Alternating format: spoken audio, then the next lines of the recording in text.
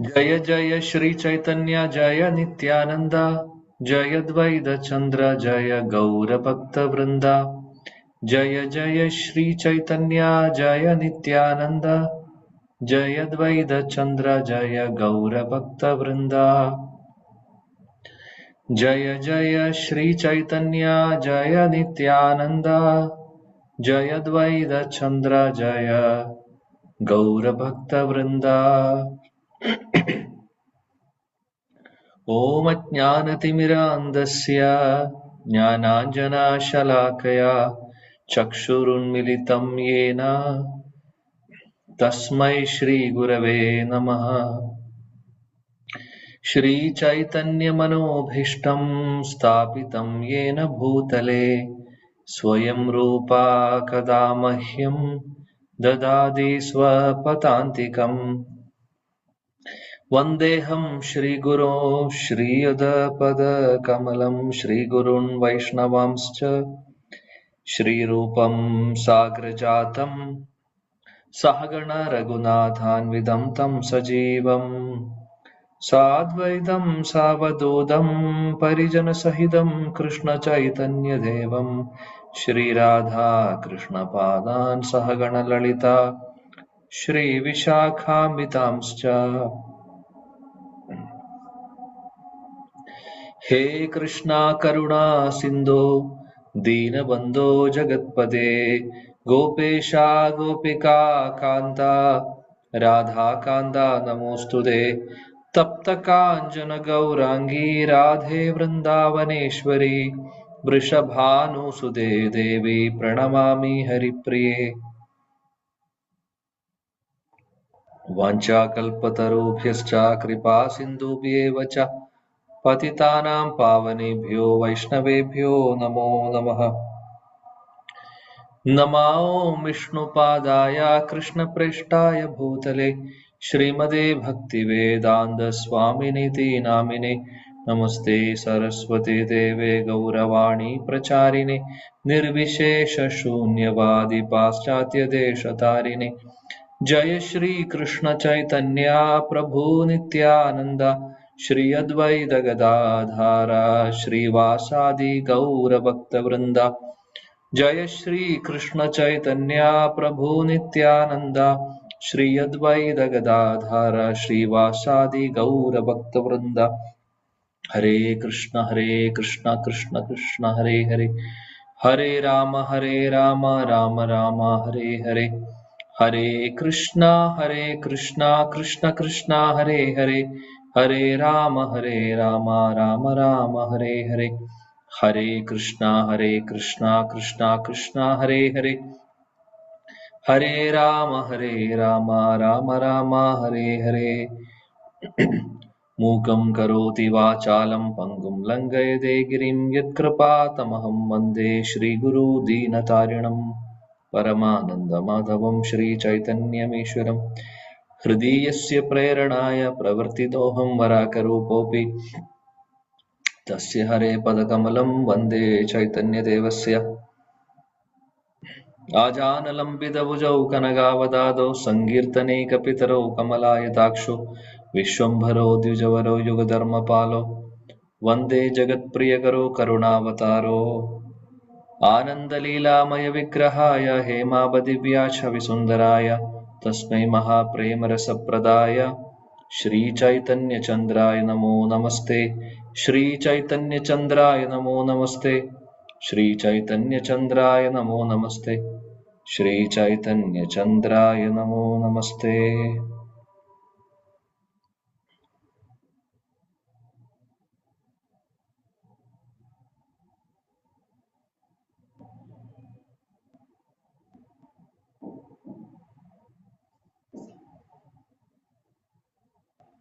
ഹരേ കൃഷ്ണ. പ്രിയപ്പെട്ട എല്ലാ ഭക്തർക്കും വിനീതമായ പ്രണാമം. ശ്രീ ചൈതന്യ ചരിതാമൃതം ആദിലീല അധ്യായം 5 ശ്രീ നിത്യാനന്ദ പ്രഭുവിനെ കുറിച്ചുള്ള അധ്യായമാണ് നമ്മൾ പഠിക്കുന്നത്. ശ്ലോകം നമ്പർ 20 മുതൽ നോക്കാം. നമ്മളിപ്പോൾ ചർച്ച ചെയ്യുന്ന വിഷയം എന്തായിരുന്നു? പരവ്യോമത്തെ കുറിച്ച്, അതായത് വൃന്ദാവനം, ഗോലോക വൃന്ദാവനത്തെ കുറിച്ചും വൈകുണ്ഠ പ്ലാനറ്റ്സിനെ കുറിച്ചും ഒക്കെയാണ് നമ്മൾ കണ്ടത്. അപ്പോൾ ആ ഒരു ഡിസ്ക്രിപ്ഷൻ ആണ് വരുന്നത്. പരവ്യോമം എന്ന് ഉദ്ദേശിക്കുന്നത് ആധ്യാത്മിക ലോകം. ആധ്യാത്മിക ലോകത്തിന്റെ ഡിസ്ക്രിപ്ഷൻസ് ആണ് നമ്മൾ ഇപ്പോൾ പഠിക്കുന്നത്. ഓക്കെ,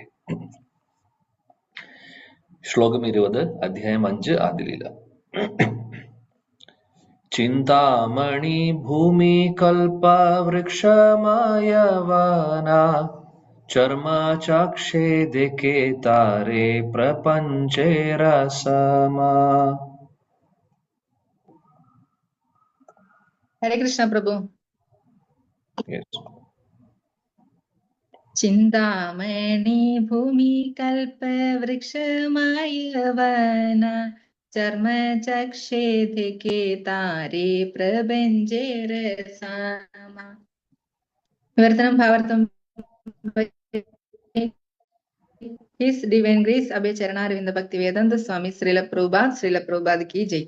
അവിടുത്തെ ഭൂമി ചിന്താമണി രത്നവും വനങ്ങൾ കൽപ്പവൃക്ഷ നിബിഡവുമാണ്. എങ്കിലും ഭൗതിക നേത്രങ്ങൾ അതിനെ ഒരു സാധാരണ സ്ഥലമായി കാണുന്നു. ഭാവാർത്ഥം. ഭഗവത് കൃപയാൽ ഭഗവത് ധാമങ്ങൾക്കും അവിടുന്ന് തന്നെയും അവരുടെ മൗലികമായ പ്രാധാന്യം നഷ്ടപ്പെടാതെ ഒരേ സമയം പ്രത്യക്ഷരാകാൻ കഴിയും. ഒരുവന് ഭഗവാനോടുള്ള സ്നേഹവും ഭക്തിയും അതിന്റെ പൂർണ്ണതയിലേക്ക് വികസിക്കുമ്പോൾ മാത്രമേ ആ ധാമങ്ങളെ യഥാരൂപത്തിൽ ദർശിക്കാൻ കഴിയുകയുള്ളൂ. ഭൗതിക പ്രകൃതിക്കുമേൽ ആധിപത്യം സ്ഥാപിക്കാനുള്ള മനോഭാവം പൂർണ്ണമായി ഉപേക്ഷിക്കുമ്പോൾ മാത്രമേ ഒരാൾക്ക് ധാമങ്ങൾ യഥാർത്ഥം ദർശിക്കുവാൻ കഴിയുകയുള്ളൂ എന്ന് നമ്മുടെ നന്മയ്ക്ക് വേണ്ടി ചൈതന്യ മഹാപ്രഭുവിന്റെ പരമ്പരയിലെ ഒരു മഹാചാര്യനായ ശ്രീല നരോത്തമദാസ് ടാഗോർ പറഞ്ഞിട്ടുണ്ട്. ഭൗതിക വസ്തുക്കളെ അനാവശ്യമായി ആസ്വദിക്കുന്ന ഹീനമായ മനോഭാവം ഉപേക്ഷിക്കുന്നതിന്റെ അനുപാതത്തിൽ ഒരുവന്റെ ആത്മീയ വീക്ഷണം വികസിക്കുന്നു. ചില ദുശീലങ്ങൾ മൂലം രോഗബാധിതനായ ഒരു വ്യക്തി രോഗശമനത്തിന് വൈദ്യന്റെ ഉപദേശം നിർബന്ധമായും പിന്തുടരാൻ തയ്യാറാവണം. അതിന്റെ അനുക്രമം എന്ന നിലയിൽ സ്വാഭാവികമായും അവൻ രോഗത്തിന് കാരണം ഉപേക്ഷിക്കാൻ ഉദ്യമിക്കണം. രോഗി ദുശീലങ്ങളിൽ തന്നെ തുടർന്നുകൊണ്ട് ഡോക്ടർ രോഗം ഭേദപ്പെടുത്തുമെന്ന് കരുതാൻ കഴിയില്ല. പക്ഷേ ആധുനിക ഭൗതിക സംസ്കാരം ഒരുതരം രോഗാതുരമായ അന്തരീക്ഷമാണ് നിലനിർത്തുന്നത്. ജീവസത്ത ആത്മീയ സ്ഫുലിംഗമായതിനാൽ ഭഗവാനെ പോലെ തന്നെ ആധ്യാത്മികമാണ്. ഭഗവാൻ വലുതും ജീവസത്ത ചെറുതും ആണെന്നത് മാത്രമാണ് വ്യത്യാസം. ഗുണപരമായി അവർ ഒന്നു തന്നെയാണ്, പക്ഷേ അളവിൽ അവർ ഒന്നല്ല. അതിനാൽ ജീവസത്ത സ്വരൂപേണ ആധ്യാത്മികമായതിനാൽ അവനെ വൈകുണ്ഠങ്ങൾ എന്ന് വിളിക്കുന്ന അളവറ്റ ആധ്യാത്മിക ഗോളങ്ങളുള്ള ആത്മീയ ആകാശത്തിൽ മാത്രമേ സന്തോഷവാനാകുവാൻ കഴിയുകയുള്ളൂ. അതുകൊണ്ട് ഭൗതിക ശരീരത്താൽ ബന്ധനായ ഒരു ആധ്യാത്മിക ജീവി അവന്റെ രോഗകാരണത്തെ മൂർച്ഛിപ്പിക്കുന്നതിനു പകരം രോഗത്തെ നിവാരണം ചെയ്യാൻ ഉദ്യമിക്കണം. ഭൗതികാസ്തികളിൽ മുഴുകുന്ന വിഡ്ഢികൾ തങ്ങൾ ജനങ്ങളുടെ നേതാക്കളാണെന്ന് വൃഥ അഭിമാനം കൊള്ളുന്നു. പക്ഷെ ഒരു മനുഷ്യന്റെ ആത്മീയ മൂല്യത്തെ അവർ അറിയാതെ പോകുന്നു. അത്തരം മായാബന്ധരായ ജനനായകന്മാർ വരാൻ പോകുന്ന എത്രയോ വർഷങ്ങൾക്ക് അപ്പുറത്തേക്കുള്ള പദ്ധതികൾ തയ്യാറാക്കുന്നു. എങ്കിലും ഭൗതിക പ്രകൃതിയുടെ ത്രിവിധ ക്ലേശങ്ങളാൽ ബദ്ധരായ മനുഷ്യരെ സന്തുഷ്ടരാക്കുക അവർക്ക് ദുഷ്കരമാണ്. എത്ര കഠിനാധ്വാനം ചെയ്താലും ഒരുവന് പ്രകൃതിയുടെ നിയമങ്ങളെ നിയന്ത്രിക്കുക സാധ്യമല്ല. ഒടുവിൽ അവൻ നിശ്ചയമായും പ്രകൃതിയുടെ അന്തിമ നിയമമായ മരണത്തിന് വിഷയീഭവിക്കണം. മരണം, ജനനം, വാർദ്ധക്യം, രോഗം ഇവയെല്ലാം ജീവജാലങ്ങളുടെ രോഗാതുരമായ അവസ്ഥയുടെ ലക്ഷണങ്ങളാണ്. അതിനാൽ ഈ ദുഃഖങ്ങളിൽ നിന്ന് മോചിതരാവുകയും സ്വഭവനമായ ഭഗവത്ധാമത്തിലേക്ക് മടങ്ങി പോവുകയുമായിരിക്കും മനുഷ്യ ജീവിതത്തിന്റെ ആത്യന്തിക ലക്ഷ്യം. ഹരേ കൃഷ്ണ പ്രഭു. ഹരേ കൃഷ്ണ. Thank you. ഇവിടെ പറയുന്നു ധാമത്തെക്കുറിച്ച്, ആധ്യാത്മിക ലോകത്തെക്കുറിച്ച്, വൃന്ദാവനത്തെക്കുറിച്ചും ആധ്യാത്മിക വൈകുണ്ഠ ധാമങ്ങളെ കുറിച്ചാണ് പറയുന്നത്. കഴിഞ്ഞ ശ്ലോകത്തിൽ നമ്മൾ കണ്ടു ആധ്യാത്മിക ലോകത്തില് ഉള്ള അതേ ധാമങ്ങൾ തന്നെ, വൈകുണ്ഠധാമം അല്ലെങ്കിൽ ഗോലോകധാമം, വൃന്ദാവനധാമം, ആ ധാം തന്നെയാണ് ഇങ്ങോട്ട് ഭൗതിക ലോകത്തില് ഭഗവാൻ കൊണ്ടുവരുന്നത്. ഭഗവാൻ ലീലകൾ ചെയ്യുവാൻ വേണ്ടി വരുമ്പോൾ അദ്ദേഹത്തിന്റെ ധാം കൊണ്ടുവരുന്നു. അതുകൊണ്ട് നമ്മൾ കഴിഞ്ഞ ക്ലാസ്സിൽ അതിനെക്കുറിച്ച് ഡീറ്റെയിൽ ആയിട്ട് സംസാരിച്ചിരുന്നു, ചർച്ച ചെയ്തിരുന്നു. നമ്മൾ വൃന്ദാവനം എന്ന് പറയുന്നത്, വൃന്ദാവനമാവട്ടെ, അയോധ്യ ആവട്ടെ, നവദ്വീപ് ആവട്ടെ, ഇതെല്ലാം പരവ്യോമത്തിലുള്ള നവദ്വീപും അയോധ്യയും വൃന്ദാവനവും തന്നെയാണ്. ഇവിടെ അത് യു പിയിലുള്ള ഒരു സ്ഥലവും ബംഗാളിലുള്ള ഒരു സ്ഥലവുമാണ് എന്ന് നമ്മൾ ധരിക്കേണ്ട ആവശ്യമില്ല. നമ്മുടെ കാഴ്ച ഭൗതികമായിട്ടുള്ള ചിന്താഗതിയോട് കൂടിയിട്ട് നമ്മുടെ ഹൃദയത്തിൽ ഇന്ദ്രിയ സുഖഭോഗങ്ങൾ മാത്രം, അങ്ങനെ അത് മാത്രം ലക്ഷ്യമിട്ട് ജീവിതത്തെ ഇന്ദ്രിയ സുഖഭോഗങ്ങൾക്ക് വേണ്ടി മാറ്റിവെച്ചിട്ടുള്ള ആളുകൾക്ക് ഇതെല്ലാം സാധാരണ ഒരു സ്ഥലമായിട്ടാണ് തോന്നുന്നത്. എന്നാൽ ശുദ്ധ ഭക്തർക്ക് തിരിച്ചറിയാൻ സാധിക്കും. ശുദ്ധ ഭക്തർക്കേ അത് തിരിച്ചറിയാൻ സാധിക്കുകയുള്ളൂ. ഇപ്പോഴും ഈ ധാമങ്ങളിലെല്ലാം സദാസമയവും ലീലകൾ നടക്കുന്നുണ്ട്. ഈ ലീലകൾ കാണാനുള്ള ആ ഒരു കഴിവ് നമുക്കില്ലാത്തത് ബിക്കോസ് നമുക്ക് അതിനുള്ള ക്വാളിഫിക്കേഷൻ ഇല്ലാത്തത് കൊണ്ടാണ്. ഇതിന്റെ കുറെ എക്സാമ്പിൾസ് നമ്മൾ കഴിഞ്ഞ ക്ലാസ്സിൽ പറഞ്ഞു. അതിമനോഹരമായിട്ടുള്ള ഉദാഹരണങ്ങള് ഗോവർദ്ധനിലെ കൃഷ്ണദാസ് ബാബയെ കുറിച്ച് പറഞ്ഞു. പിന്നെ ശ്രീനിവാസാചാര്യയെ കുറിച്ചും രാമചന്ദ്ര കവിരാജനെ കുറിച്ചും ഒക്കെ നമ്മൾ ചർച്ച ചെയ്തിരുന്നു അല്ലെ. അവരൊക്കെ എങ്ങനെയാണ് വൃന്ദാവൻ പോലുള്ള ധാം എങ്ങനെയാണ് അവർ കണ്ടുകൊണ്ടിരുന്നത്? അത് പറഞ്ഞപ്പോൾ ഓർക്കുന്നു ശ്രീല നരോത്തം ദാസ് ഠാക്കൂർ, ഇപ്പൊ ചിന്താമണി ഭൂമി കൽപ്പവൃക്ഷ മയവന ചർമ്മ ചക്ഷേ ദേഖേ താരേ പ്രപഞ്ച രസമ. ഈ ചിന്താമണി ഭൂമി തന്നെയാണ്. ചിന്താമണി എന്ന് പറഞ്ഞാൽ എന്താണ്? ടച്ച് സ്റ്റോൺ എന്ന് പറഞ്ഞു കഴിഞ്ഞാൽ നമ്മൾ ആ കല്ലുകൾ തൊട്ട് നമ്മൾ എന്താഗ്രഹിച്ചാലും അത് നടക്കുന്നു. അങ്ങനെയുള്ള കല്ലുകളാണ്, അങ്ങനെയുള്ള ഒരു ധാമമാണ് ആധ്യാത്മിക ലോകത്തിലെ വൈകുണ്ഠധാമങ്ങൾ. അതാണ് പറയുന്നത്. അവിടെയുള്ള വൃക്ഷങ്ങളെല്ലാം കൽപ്പവൃക്ഷങ്ങളാണ്. കൽപ്പവൃക്ഷം എന്ന് പറഞ്ഞു കഴിഞ്ഞാൽ നമ്മൾ എന്ത് പോയി ചോദിക്കുന്നു? അത് തരാൻ കഴിവുള്ള വൃക്ഷങ്ങൾ. ചിന്താമണി ഭൂമി കൽപ്പവൃക്ഷമായ. ഇപ്പൊ ഇവിടെ ചിന്താമണി ഭൂമി എന്ന് പറഞ്ഞപ്പോൾ ഓർക്കുന്നു ശ്രീല നരോത്തം ദാസ് ഠാക്കൂറിനെ സംബന്ധിച്ചും ഒരു പാസ് ടൈം ഉണ്ട്. ശ്രീല നരോത്തം ദാസ് ഠാക്കൂർ നമുക്കറിയാം വളരെ പ്രധാനപ്പെട്ട ഒരു ആചാര്യനാണ് നമ്മുടെ പരമ്പരയിൽ.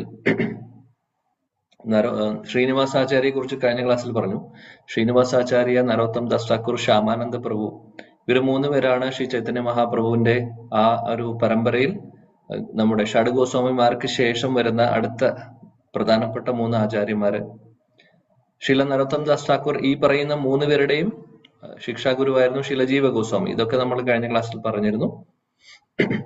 എന്നാൽ നരോത്തം ദാസ് ഠാക്കൂറിന്റെ ദീക്ഷാ ഗുരു, അദ്ദേഹത്തിന്റെ പേര് ശ്രീല ലോകനാഥ് ഗോസ്വാമി എന്നാണ്. ശ്രീ ചൈതന്യ മഹാപ്രഭുവിന്റെ നിത്യപാർഷദനായിട്ടുള്ള ഒരു വ്യക്തിയാണ് അദ്ദേഹം. അദ്ദേഹം നമ്മളെ ശ്രീ രൂപ, ശ്രീ സനാതന ഗോസ്വാമിയെ പോലെ തന്നെ വരിഷ്ഠനായിട്ടുള്ള ഒരു ഭക്തനാണ്. അവരുടെ കൂട്ടത്തിൽ ഉണ്ടായിരുന്നില്ല എന്ന് മാത്രം. പക്ഷെ ഇദ്ദേഹം ശ്രീല ലോകനാഥ് ഗോസ്വാമി അവരെക്കാൾ മുമ്പ് വൃന്ദാവനത്തിലേക്ക് വരുന്നതാണ്. മഹാപ്രഭു അങ്ങോട്ട് വിടുന്നുണ്ട്.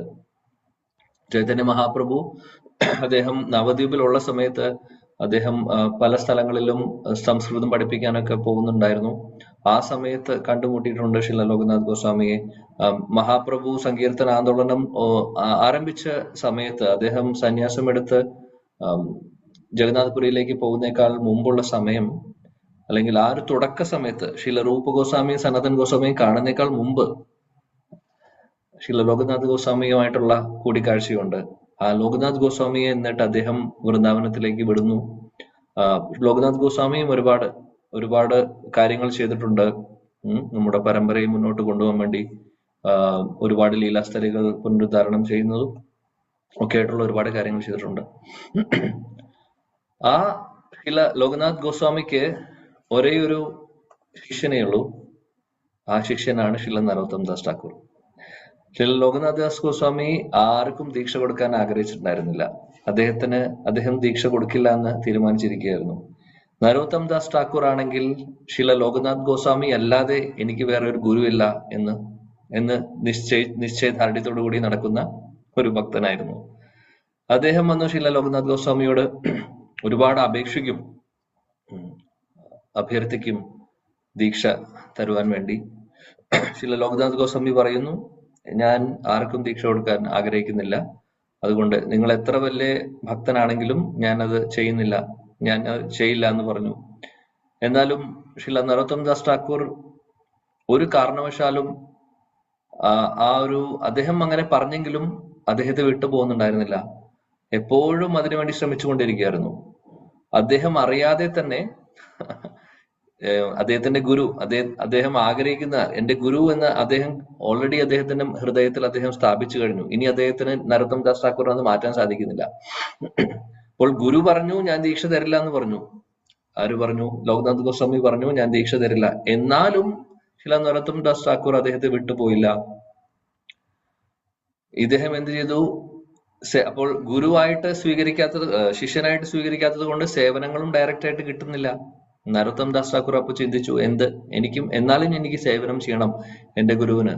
പിന്നീട് അദ്ദേഹം ചെയ്യുന്ന സേവനം എന്താണെന്ന് വെച്ചാൽ, ശില ലോക്നാഥ് ഗോസ്വാമി കാലത്ത് ബാത്റൂമിൽ പോകാൻ വേണ്ടിയിട്ട്, അന്നത്തെ കാലത്ത് നമ്മുടെ ഇപ്പോഴത്തെ വീടുകളിലെ പോലെ അറ്റാച്ച്ഡ് ബാത്റൂം ഒന്നും അല്ല അല്ലെ. പണ്ടത്തെ കാലത്ത് ബാത്റൂംസ് തന്നെ ഇല്ല. ഉണ്ടെങ്കിൽ തന്നെ വീടിൽ നിന്ന് ഒരുപാട് അകലെയായിരിക്കും. ഇത് പറയുന്നത് നമ്മൾ 500 വർഷം മുമ്പത്തെ, അതിനും മുമ്പുള്ള കാര്യം, അല്ലെങ്കിൽ 400 വർഷം മുമ്പുള്ള കാര്യമാണ്. അപ്പൊ ആ സമയത്ത് ഇദ്ദേഹം ആ ഒരു കാര്യത്തിന് വേണ്ടി വെളുപ്പാങ്കാലത്ത് പുറത്തിറങ്ങി പറമ്പിൽ പോകുന്നു. അപ്പോൾ ഇത് നടക്കുന്ന വൃന്ദാവനത്തിലാണ്. പക്ഷെ നരോത്തം ദാസ് ഠാക്കൂർ അദ്ദേഹം എവിടെയും പോവാതെ അദ്ദേഹത്തിന്റെ ഗുരു മഹാരാജ് വരുന്നത് കാത്തിരിക്കും. എന്നിട്ട് ഇദ്ദേഹം ബാത്റൂമിലെല്ലാം പോയി ഇതെല്ലാം പറമ്പില് ചെയ്യുന്നു. അതിനുശേഷം അദ്ദേഹം തിരിച്ചു പോവും. തിരിച്ചു പോയി കഴിഞ്ഞു കഴിഞ്ഞാൽ ശില നരോത്തം ദാസ് ഠാക്കൂർ ചെയ്യുന്നത് എന്താണ്? അദ്ദേഹം അതെല്ലാം അവിടെയെല്ലാം വൃത്തിയാക്കും. അവിടെയെല്ലാം വൃത്തിയാക്കിയിട്ട് അവിടെ പുഷ്പങ്ങൾ കൊണ്ടും മറ്റുള്ള സുഗന്ധദ്രവ്യങ്ങൾ കൊണ്ടും ഒക്കെ ആ സ്ഥലം മുഴുവനും ഒരുപാട് ഭംഗിയും അതേപോലെ തന്നെ ഒരുപാട് നല്ല സുഗന്ധവുമാക്കും. അങ്ങനെ അത്രയും വൃത്തിയാക്കും. അപ്പോൾ ഇത് അടുത്ത ദിവസം ലോക്നാഥ് ഗോസ്വാമി വരുമ്പോൾ, അവിടേക്ക് അതേ സ്ഥാനത്ത് വരുമ്പോൾ അദ്ദേഹത്തിന് അത്ഭുതവും, ഇതെന്ത് സംഭവിക്കുന്നു എന്ന് മനസ്സിലാവുന്നില്ല. ഇതാരാണ് ഇവിടെ വൃത്തിയാക്കുന്നത്? എന്നിട്ട് ഇത്രയും ഭംഗിയായിട്ട് ഇത് ഇവിടെ എല്ലാം അറേഞ്ച് ചെയ്യുന്നതും, ഇവിടെ വരുമ്പോൾ ഇങ്ങനെയുള്ളൊരു സ്ഥലമാണ്, ഇതിനു വേണ്ടിയിട്ട് മാറ്റിവെച്ചിട്ടുള്ളൊരു സ്ഥലമാണ്. പക്ഷേ ഇദ്ദേഹം നരോത്തം ദാസ് ഠാക്കൂർ അതെല്ലാം വൃത്തിയാക്കി വെക്കുമായിരുന്നു. ഇത് എല്ലാ ദിവസവും ലോക്നാഥ് ഗോസ്വാമി കാണുന്നുണ്ട്. ഇത് ആരാണെന്ന് മനസ്സിലാവുന്നില്ല. ആരോ ഒരാൾ ചെയ്യുന്നുണ്ടെന്ന് മനസ്സിലായിട്ടുള്ളൂ. അങ്ങനെ കുറെ ദിവസങ്ങൾ കഴിയുമ്പോൾ ലോക്നാഥ് ഗോസ്വാമി ഒളിച്ചിരുന്ന് കാണുവാണ് എന്താണ് ചെയ്യുന്നത്. ഇദ്ദേഹത്തിന്റെ ഇതേപോലെ തന്നെ കാലത്ത് വന്ന് അദ്ദേഹം കാര്യം സാധിച്ച് തിരിച്ചു പോയി. അദ്ദേഹം നോക്കുവാണ് ഇത് ആരാണത് ചെയ്യുന്നത് നോക്കാൻ വേണ്ടിയിരുന്നപ്പോഴാണ് കാണുന്നത്, അതിരാവിലെ ബ്രഹ്മമുഹൂർത്തം സമയമാണ്. നരോത്തം ദാസ് ഠാക്കൂർ വെയിറ്റ് ചെയ്ത് അദ്ദേഹം പോയതിനു ശേഷം അവിടെ എല്ലാം വൃത്തിയാക്കുന്നത് കണ്ടു. ഇത് 1-2 ദിവസമല്ല, മാസങ്ങൾ വർഷങ്ങൾ നടന്നു. എന്നിട്ടാണ് അദ്ദേഹം നോക്കുന്നത്. അതിനുശേഷം അപ്പോൾ ഈ ശില നരോത്തം ദാസ് ഠാക്കൂറിന്റെ ആ ഒരു നിശ്ചയധാരണയും അദ്ദേഹത്തിന്റെ സേവന മനോഭാവം കണ്ടപ്പോൾ, ഗുരുവിനെ സേവിക്കുന്നത് കണ്ടപ്പോൾ, ഗുരു ആക്സെപ്റ്റ് പോലും ചെയ്തിട്ടില്ല. അതും ചെയ്യുന്ന സേവനമോ ആരും ചെയ്യാത്ത സേവനം. ആരെങ്കിലും ചെയ്യാൻ ധൈര്യപ്പെടുന്ന അല്ലെങ്കിൽ ഇഷ്ടപ്പെടുന്ന ഒരു കാര്യമായിരിക്കുമോ? അത്രയും മീനിയൽ ആയിട്ടുള്ള ഒരു സർവീസ് ആണ് ശില നരോത്തം ദാസ് ഠാക്കൂർ ചെയ്തത്. അപ്പോൾ ഇത് കണ്ടപ്പോൾ, അതും 1 ദിവസം 2 ദിവസമല്ല, നിരന്തരമായിട്ട്, ഇതാരും പറഞ്ഞിട്ടുമല്ല ചെയ്യുന്നത്, അദ്ദേഹത്തിന്റെ ഇഷ്ടപ്രകാരം ചെയ്യുന്നതാണ്. നരോത്തം ദാസ് ഠാക്കൂറിന്റെ ഈ സേവന മനോഭാവം കണ്ടപ്പോൾ ലോക്നാഥ് ഗോസ്വാമിക്ക് മനസ്സിലായി ഇത് സാധാരണ വ്യക്തിയല്ല. അങ്ങനെ വർഷങ്ങൾ കഴിഞ്ഞു. വർഷങ്ങൾ എല്ലാ ദിവസവും ചെയ്യുന്നുണ്ടായിരുന്നു. അത് കഴിഞ്ഞ് വർഷങ്ങൾ കഴിഞ്ഞിട്ടാണ് ഇദ്ദേഹം ഒരു ദിവസം നരോത്തം ദാസ് ഠാക്കൂറിനെ വിളിച്ച് സംസാരിക്കും. പറയും, നിന്റെ ഈ ഒരു സേവന മനോഭാവവും നിന്റെ ഒരു നിശ്ചയധാരണയും ഗുരുഭക്തിയും ഒക്കെ ഞാൻ ഒരുപാട് ഞാൻ അംഗീകരിക്കുന്നു. അതുകൊണ്ട് ഞാൻ ആർക്കും ദീക്ഷ കൊടുക്കാൻ ആഗ്രഹിച്ചിരുന്നില്ല എന്ന് നിനക്ക് ഞാൻ ദീക്ഷ തരും എന്ന് പറഞ്ഞ് ഇദ്ദേഹത്തിന് ദീക്ഷ കൊടുക്കുകയാണ് ചെയ്യുന്നത്. അതിനുശേഷം ഒരു ദിവസം നടക്കുന്ന ഒരു കാര്യം പറയുമ്പോഴാണ് നമ്മളിപ്പോൾ അങ്ങോട്ടേക്ക് നമ്മുടെ ഡിസ്കഷൻ അങ്ങോട്ട് വന്നത്. ദീക്ഷയെല്ലാം സ്വീകരിച്ചതിന് ശേഷം അദ്ദേഹത്തിന്റെ ശിഷ്യനായിട്ട് അവിടെ സേവനം ചെയ്യുന്നു ശില ലോക്നാഥ് ഗോസ്വാമിയെ. അങ്ങനെ ഒരു ദിവസം ശില ലോക്നാഥ് ഗോസ്വാമി ഇദ്ദേഹത്തോട് നരോത്തം ദാസ് ഠാക്കൂറിന് ഒരു സേവനം കൊടുത്തു. അദ്ദേഹം പറഞ്ഞു, ഹരേ കൃഷ്ണ,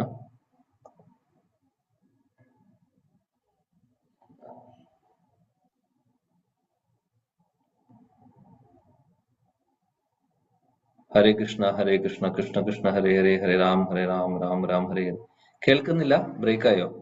ഇപ്പോൾ കേൾക്കാം പ്രഭു. കേൾക്കുന്നില്ലായിരുന്നു, ഇപ്പൊ കേൾക്കാം. എവിടെ വരെ ഞാൻ പറഞ്ഞത് കേട്ടു? ദീക്ഷ കൊടുക്കുന്നു. ഒരു ദിവസം നരോത്തം ദാസ് ഠാക്കൂറിനോട് അത്ര വരെ ബ്രേക്ക്. ഓക്കെ, ദീക്ഷ കൊടുത്തതിന് ശേഷം അദ്ദേഹം അവിടെ ആശ്രമത്തില് സേവനം ചെയ്തുകൊണ്ടിരിക്കുകയാണ്. അപ്പൊ ഒരു ദിവസം ലോകനാഥ് ഗോസ്വാമി ശിഷ്യനോട് പറയുന്നു, അദ്ദേഹം പറയുന്നു കുറച്ച് മണ്ണ് കൊണ്ടുവരാൻ പറയും. എന്തോ ഒരു കാര്യത്തിന്, എന്തൊരു സേവനത്തിന് വേണ്ടിയിട്ട് അദ്ദേഹം പറയുകയാണ് ചെയ്യുന്നത്. നരോത്തം ദാസ് ഠാക്കൂർ ശരി, അദ്ദേഹം ഗുരു പറഞ്ഞത് പ്രകാരം മണ്ണെടുക്കാൻ പോവാണ്. മണ്ണും കല്ലും എടുക്കാനാണ് പോകുന്നത്. ഇദ്ദേഹം കാലത്ത് പോയതാണ്, കാണുന്നില്ല. ഉച്ചയായി, കാണുന്നില്ല. ആശ്രമത്തിന്റെ പുറത്തുനിന്ന് എടുത്തുകൊണ്ടുവരാനാണ് പറഞ്ഞത് ഇദ്ദേഹത്തോട്. ഉച്ച കഴിഞ്ഞു, കാണുന്നില്ല. വൈകുന്നേരമായി, ആളെ കാണുന്നില്ല. അന്ന് രാത്രിയും ആളെ കാണുന്നില്ല. ഗുരുവിന് ലോകനാഥ് ഗോസ്വാമി ചിന്തിച്ചു തുടങ്ങിയത്, എവിടെ പോയി എന്റെ ശിഷ്യൻ? എന്ത് പറ്റി? ഇനി അദ്ദേഹത്തിന് എന്തെങ്കിലും അപകടം പറ്റിയോ എന്തോന്ന് അറിയില്ല. അദ്ദേഹത്തിന് ആദിയായി കഴിഞ്ഞു. ഒരു ദിവസം കഴിഞ്ഞു, 2 ദിവസം കഴിഞ്ഞു. 2ാമത്തെ ദിവസം വൈകുന്നേരം ആയപ്പോൾ നരോത്തം ദാസ് ഠാക്കൂർ തിരിച്ചു വന്നു, കുറച്ച് കല്ലും മണ്ണൊക്കെ ആയിട്ട്. എന്നിട്ട് ഗുരുവിന് കൊടുത്തു. പറഞ്ഞു, അങ്ങ് പറഞ്ഞ പോലെ ഞാൻ കൊണ്ടുവന്നിട്ടുണ്ട് എന്ന് പറഞ്ഞു. അപ്പൊ അദ്ദേഹം ചോദിച്ചു, ലോകനാഥ് ഗോസ്വാമി ചോദിച്ചു, നീ എവിടെയായിരുന്നു ഇത്രയും ദിവസം? 2 ദിവസമായിട്ട് നിന്നെ കണ്ടില്ല. അതായത് നമ്മുടെ ആശ്രമത്തിന് മുമ്പിൽ നിന്ന് കുറച്ച് കല്ലും മണ്ണും കൊണ്ടുവരാൻ വേണ്ടി ഞാൻ നിന്നോട് പറഞ്ഞതാണ്, നിന്നെ കണ്ടില്ലല്ലോ, എവിടെയായിരുന്നു? അപ്പൊ അദ്ദേഹം പറയുവാണ്, ഞാൻ കല്ലും മണ്ണും തപ്പി നടക്കുമായിരുന്നു, എനിക്ക് കാണുന്നുണ്ടായിരുന്നില്ല. കാര്യം ഇത് വൃന്ദാവനത്തിലാണ് ആശ്രമം. അദ്ദേഹം പറയുന്നു ഗുരുവിനോട്, എനിക്കിവിടെ കാണുന്നതെല്ലാം ചിന്താമണി രത്നങ്ങൾ മാത്രമാണ്, എനിക്ക് കല്ലും മണ്ണും ഒന്നും കാണുന്നില്ല. അതുകൊണ്ട് ഞാൻ നടന്ന് നോക്കി അവസാനം വൃന്ദാവനത്തിന്റെ ബോർഡർ ക്രോസ് ചെയ്ത് വേറെ നഗരത്തിലേക്ക്, ഗ്രാമത്തിലേക്ക് എത്തിയിട്ട് അവിടെ നിന്ന് മണ്ണും കല്ലും എടുത്തുകൊണ്ടുവന്നതാണ്.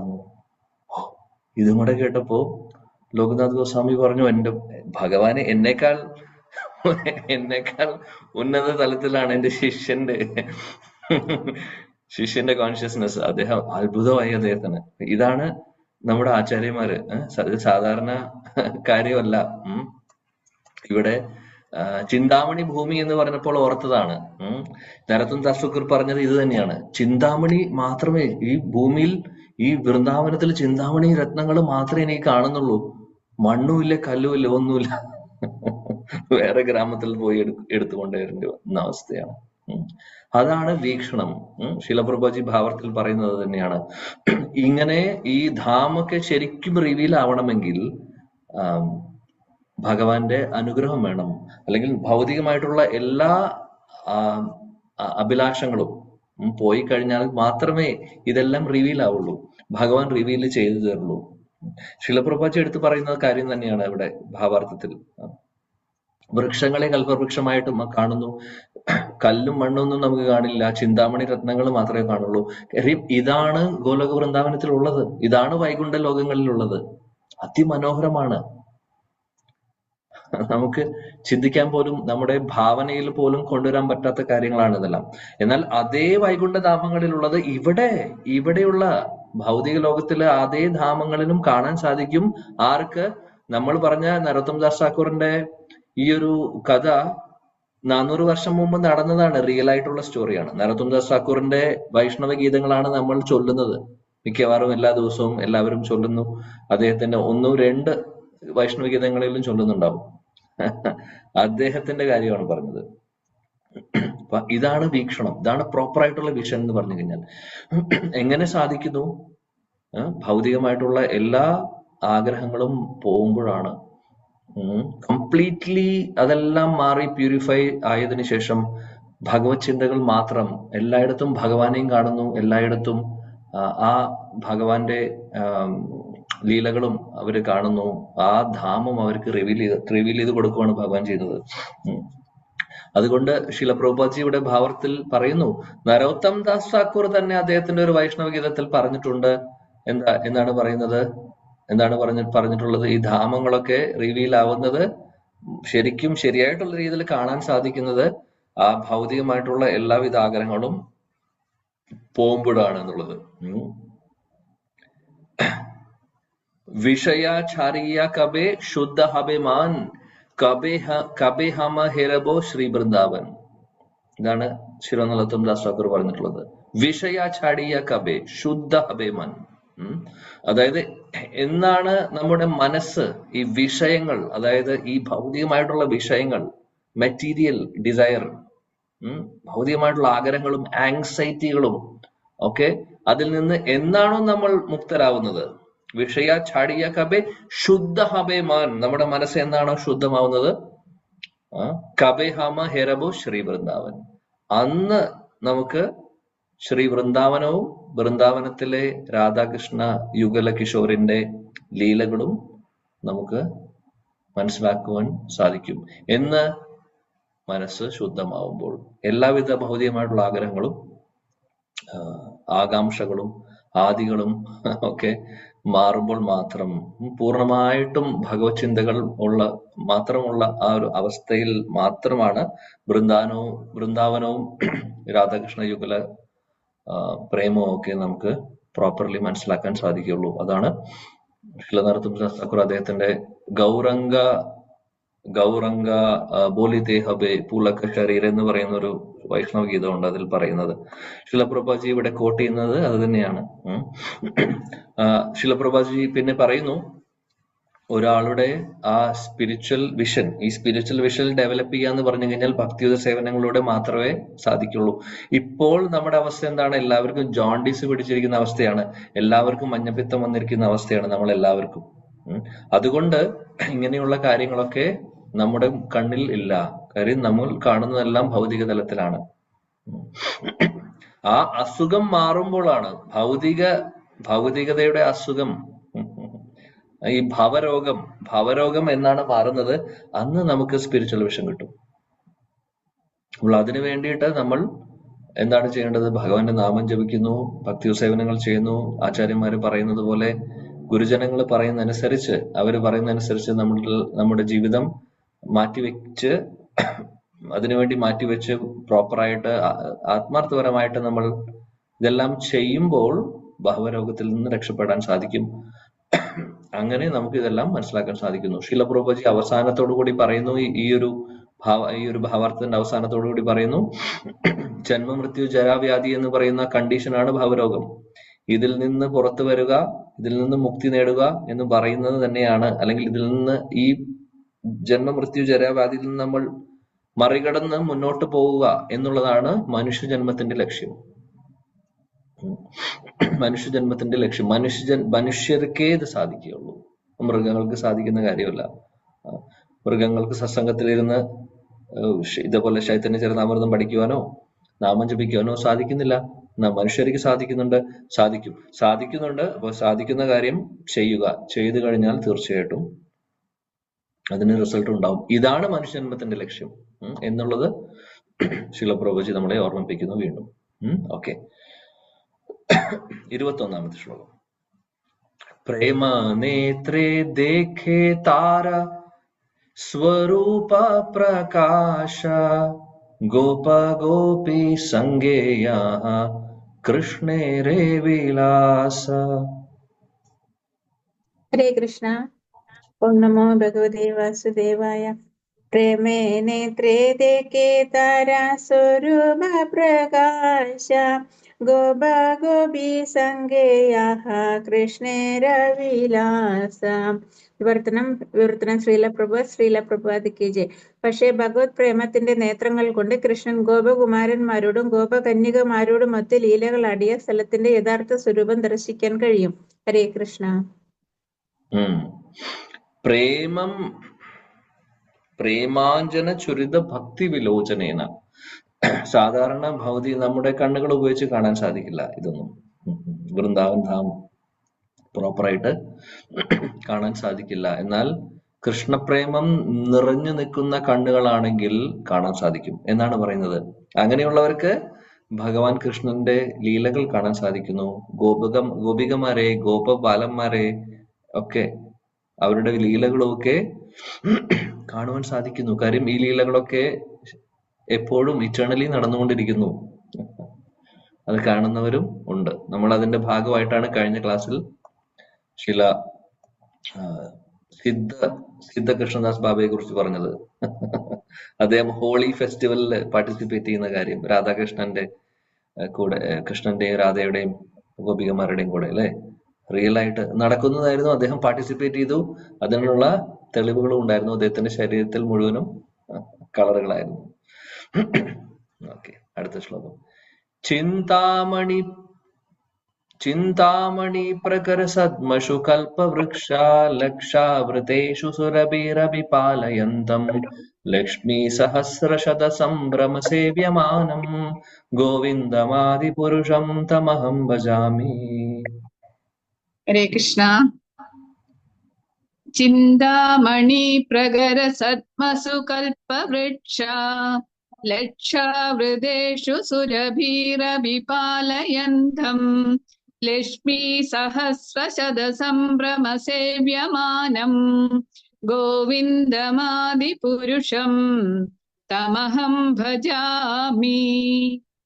വിവർത്തനം ഭാവാർത്ഥം എസ് ഭക്തിവേദാന്ത സ്വാമി ശ്രീല പ്രഭുപാദ് കി ജയ്. വിവർത്തനം. ആധ്യാത്മിക രത്നങ്ങളാൽ നിർമ്മിക്കപ്പെട്ടതും ലക്ഷോപലക്ഷം കൽപ്പവൃക്ഷങ്ങളാൽ ചുറ്റപ്പെട്ടതുമായ ധാമത്തിൽ എല്ലാ ആഗ്രഹങ്ങളും പൂർത്തീകരിക്കുന്ന സുരഭി പശുക്കളെ മേയ്ക്കുന്ന ആദിപുരുഷനായ ഗോവിന്ദനെ ഞാൻ ഭജിക്കുന്നു. അവിടുന്ന് എല്ലായ്പ്പോഴും കോടിക്കണക്കിന് ഐശ്വര്യ ദേവതമാരാൽ അത്യന്തം ഭക്ത്യാദരങ്ങളോടെ സേവിക്കപ്പെടുന്നു. രേഷ്ണപ്രഭു, ഭാവാർത്ഥം കുറെ ഉണ്ട്, അപ്പോ ഓരോ പാരഗ്രാഫ് വായിച്ചാ മതിയോ? മതി.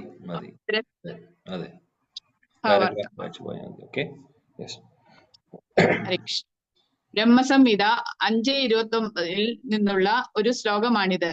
കൃഷ്ണന്റെ അതീന്ദ്രിയ ധാമത്തെക്കുറിച്ച് ഈ വർണ്ണന സ്പഷ്ടമായ വിവരണം നൽകുന്നു.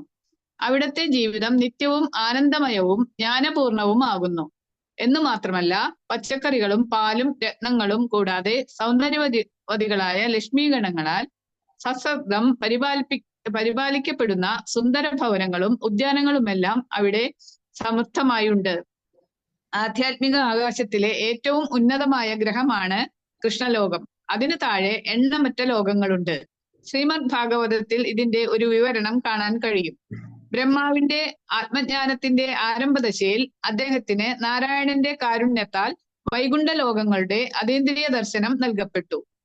പിന്നീട് കൃഷ്ണന്റെ കാരുണ്യത്താൽ അദ്ദേഹത്തിന് കൃഷ്ണലോകത്തിന്റെ അതീന്ദ്രിയ ദർശന ഭാഗ്യവും അരുളപ്പെട്ടു. ഈ ദിവ്യ ദർശനത്തെ ചന്ദ്രനിൽ നിന്നുള്ള ദൃശ്യങ്ങളെ ടെലിവിഷനിലൂടെ കാണുന്നതിനോട് ഉപമിക്കാം. അത്തരം സംപ്രേഷണ തരംഗങ്ങളെ ആഗിരണം ചെയ്യാനുള്ള യാന്ത്രിക വ്യവസ്ഥയാലാണ് ഈ ദർശനം സാധ്യമാകുന്നത്. എന്നാൽ ഭഗവത് ദർശനമാകട്ടെ ഒരുവൻ ആന്തരികമായി അനുഷ്ഠിക്കുന്ന തപസ്സിനാലും ധ്യാനത്തിനാലുമാണ് സാക്ഷാത്കൃതമാകുന്നത്. ഹരേ കൃഷ്ണ. Thank you. അതിമനോഹരമായിട്ടുള്ള ശ്ലോകം ബ്രഹ്മസംഹിതയിൽ നിന്ന്. ശ്രീ ബ്രഹ്മാവ് ആ ചിന്താമണി ധാമത്തെ കുറിച്ച് വർണ്ണിക്കുന്നതാണ്. നമ്മൾ ചർച്ച ചെയ്തുകൊണ്ടിരിക്കുന്ന ചിന്താമണി ധാമം, വൃന്ദാവനം, ഗോലോക വൃന്ദാവനത്തെ കുറിച്ച് വർണ്ണിക്കുന്നു, ഈ ശ്ലോകത്തിൽ വിവരിക്കുന്നു. ബ്രഹ്മസംഹിതയിൽ ബ്രഹ്മാവ് പറയുന്നു, ആ കൃഷ്ണൻ, പശുക്കളെ ഗോക്കളെ മേയ്ക്കുന്ന ആ കൃഷ്ണൻ ആ ഭഗവാനെ ഓർക്കുവാണ് ചെയ്യുന്നത്. അദ്ദേഹത്തിന് ചുറ്റും ഒരുപാട് കാമധേനു പശുക്കൾ, അതേപോലെ തന്നെ അല്ലെങ്കിൽ സുരഭി പശുക്കൾ. ഈ സുരഭി പശുക്കളും ഇതേപോലെയാണ്. ചോദിച്ചു കഴിഞ്ഞാൽ, അല്ലെങ്കിൽ സുരഭി പശുവിനും എല്ലാം എന്ത് തരുവാനുമുള്ള കഴിവുണ്ട്. എങ്ങനെയാണോ ചിന്താമണി രത്നങ്ങൾ, എങ്ങനെയാണോ കൽപ്പവൃക്ഷങ്ങൾ, അതേപോലെയാണ് സുരഭി പശുക്കളും. സോ അവിടെയുള്ളത്, ഗോലോക വൃന്ദാവനത്തിലുള്ള പശുക്കളെല്ലാം സുരഭി പശുക്കളാണ്. അങ്ങനെയുള്ള പശുവിനെ ഭഗവാൻ ഗോകഥയിലേക്ക് പോകുന്നില്ല, വീണ്ടും നമ്മുടെ ഡിസ്കഷൻ അതിലേക്ക് കൊണ്ടുപോകുന്നില്ല. എന്നാലും പശുക്കളെ മേയ്ക്കുന്നു. അതേപോലെ തന്നെ അവിടെ തന്നെ ചിന്താമണി രത്നങ്ങൾ ആണ് എല്ലായിടത്തും. ഈ ഒരു ഡിസ്ക്രിപ്ഷൻ കൊടുക്കുന്നത് ആരാണ്, തരുന്നത് ആരാണ്? ബ്രഹ്മാവ് നേരിട്ട് കാണുകയാണ് ചെയ്യുന്നത് കൃഷ്ണന്റെ കാരുണ്യത്താൽ. അതാണ് ഇവിടെ ആദ്യത്തെ പാരഗ്രാഫ് ഭാവാർത്ഥത്തിൽ വായിച്ചത്. അദ്ദേഹത്തിന് ആദ്യം ഈ ലോകം ബ്രഹ്മാവിന് ഈ സൃഷ്ടിക്കുന്ന സമയത്ത് വിഷ്ണു ബ്രഹ്മാവിന് ജ്ഞാനം കൊടുക്കുന്നു. വൈകുണ്ഠ ലോകത്തെ കുറിച്ച് അദ്ദേഹത്തിന് അല്ലെങ്കിൽ ആ ഒരു വിഷൻ അദ്ദേഹത്തിന് കൊടുക്കുന്നുണ്ട് തുടക്കത്തിൽ. കാര്യം ആദ്യം സൃഷ്ടിക്കുന്നത് ബ്രഹ്മാവിനെയാണ്. അതിനുശേഷം ബ്രഹ്മാവാണ് പിന്നെ സെക്കൻഡറി ക്രിയേഷൻ ചെയ്യുന്നത്, നമുക്കറിയാം അല്ലെ. രണ്ടാമത്തെ സ്കന്ധം ഭാഗവതത്തില് ചതുശ്ലോകി ഭാഗവതം പറഞ്ഞു കൊടുക്കുന്നുണ്ട് ഭഗവാൻ നാരായണൻ ആർക്ക്? ബ്രഹ്മാവൻ. അത് ആദ്യത്തെ റിയലൈസേഷൻ. അദ്ദേഹം വൈകുണ്ഠധാമങ്ങൾ കാണുന്നു. അതിനുശേഷം ഇവിടെ ശിലപ്രഭാജി പറയുന്നു വേറെ ഒരു അവസരത്തില് കൃഷ്ണന്റെ അനുഗ്രഹം കൊണ്ട് ഗോലോക വൃന്ദാവനവും അദ്ദേഹത്തിന് റിവീൽ ചെയ്ത് കൊടുക്കുന്നു, കാണിച്ചു കൊടുക്കുന്നു. അതിനുശേഷമാണ് ബ്രഹ്മാവ് ഈ ബ്രഹ്മസംഹിത എഴുതിയിട്ടുള്ളത്, അല്ലെങ്കിൽ ബ്രഹ്മാവ് ചൊല്ലിയിട്ടുള്ളത് ഭഗവാനെ ഗ്ലോറിഫൈ ചെയ്തുകൊണ്ട്. ആ ഗോലോക വൃന്ദാവനത്തെ കുറിച്ച് ബ്രഹ്മാവ് കണ്ടതാണ്. ബ്രഹ്മാവിന്റെ ഹൃദയത്തിൽ ഭഗവാൻ ദർശനം കൊടുത്തു. അപ്പോൾ അദ്ദേഹം കാണുന്നതാണ് ഇവിടെ ശ്ലോകത്തിൽ എഴുതുന്നത്. ചിന്താമണി രത്നങ്ങൾ നിറഞ്ഞു നിൽക്കുന്ന, അതേപോലെ കൽപ്പവൃക്ഷങ്ങൾ മാത്രമേ ഉള്ളൂ അവിടെ, സുരഭി പശുക്കൾ മാത്രമേ ഉള്ളൂ. ഭഗവാൻ കൃഷ്ണനെ ആണെങ്കിൽ ആയിരക്കണക്കിന് ലക്ഷ്മിമാര് ഗോപികമാര് സേവനം ചെയ്തുകൊണ്ടിരിക്കുന്നു. ലക്ഷ്മി സഹസ്രശത സംഭ്രമ സേവ്യമാണ്. കുറച്ചൊന്നുമല്ല, ആയിരക്കണക്കിന് അല്ലെങ്കിൽ കോടിക്കണക്കിന് ലക്ഷ്മി സഹസ്ര സംഭ്രമ സേവ്യമാണ്. എല്ലാവരും ഭഗവാൻ ആ ആദിപുരുഷനായിട്ടുള്ള ഗോവിന്ദനെ സേവനം ചെയ്യുന്നു. ആ ഗോവിന്ദനെ ഞാൻ ഇവിടെ ആരാധിക്കുന്നു എന്നാണ് ബ്രഹ്മാവ് പറയുന്നത്. ശിലപ്രഭുജി അപ്പോൾ ഭാവാർത്ഥത്തിന്റെ തുടക്കത്തിൽ പറയുന്നു നമ്മളിപ്പോൾ പറഞ്ഞ കാര്യം.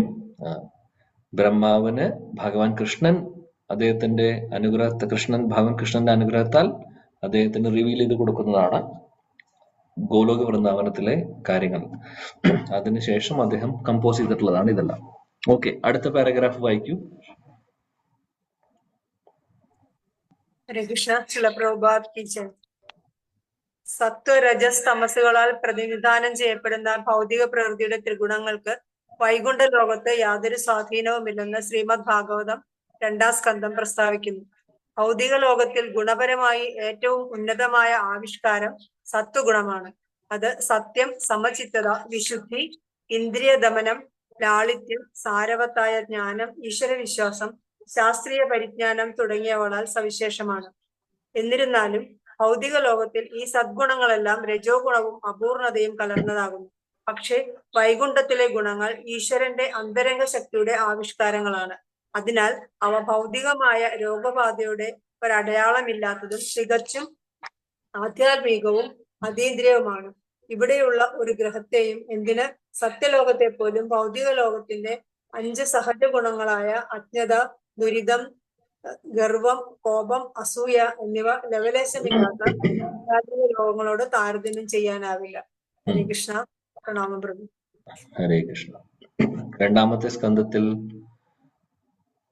പറയുന്നുണ്ട് വൈകുണ്ഠ ലോകങ്ങളിൽ ഈ പറയുന്ന രജോ ഗുണവും തമോ ഗുണവും സത്വഗുണവും ഒന്നുമല്ല. ഈ ത്രിഗുണങ്ങളുള്ളത് ആകെ ഭൗതിക ലോകത്തിലാണ്. ആധ്യാത്മിക ലോകത്തില് അതിന് സ്ഥാനമില്ല അല്ലെ. നമ്മൾ പല ക്ലാസ്സുകളിൽ ഭഗവത്ഗീത ക്ലാസ്സുകളിൽ ചർച്ച ചെയ്തിട്ടുള്ള വിഷയമാണ്. ശുദ്ധസത്വമാണ് അവിടെ ഉള്ളത്. ആ ശുദ്ധസത്വം എന്ന് പറയുന്നത് ഭഗവാന്റെ ആന്തരിക ശക്തി തന്നെയാണ്, ആന്തരിക ശക്തിയിൽ നിന്നുള്ളതാണ്. നമുക്കത് മാത്രമേ അവിടെ കാണാൻ സാധിക്കുള്ളൂ. അതുകൊണ്ട് ത്രിഗുണങ്ങൾ നമ്മുടെ ഭൗതിക ലോകത്തിലുള്ള സത്വ രജസ് തമോ ഗുണം അവിടെ കാണുവാൻ സാധിക്കില്ല, അവിടെ ഇല്ല.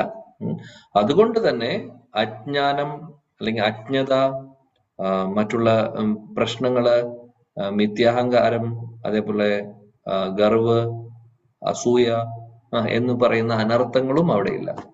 ഈ അനർത്ഥങ്ങളൊക്കെ വരുന്നത് എന്തുകൊണ്ടാണ്? ഈ ത്രിഗുണങ്ങളുള്ളത് കൊണ്ടാണ്. ത്രിഗുണങ്ങളുടെ അധീനതയിൽ പെടുമ്പോഴാണ് ഈ അനർത്ഥങ്ങളിൽ അല്ലെങ്കിൽ ഈ അനർത്ഥങ്ങളൊക്കെ ഉണ്ടാവുന്നത്. ത്രിഗുണങ്ങൾ വരുമ്പോഴാണ് ഇത് വരുന്നത് അല്ലെ. നമ്മുടെ ഉള്ളിൽ ഈ അനർത്ഥങ്ങളൊക്കെ ഉള്ളത്, കാമക്രോധ ലോഭ മോഹമത മത്സരമൊക്കെ ഉള്ളത് ത്രിഗുണങ്ങളുടെ ആ ഒരു ശക്തി കാരണമാണ് അല്ലെ.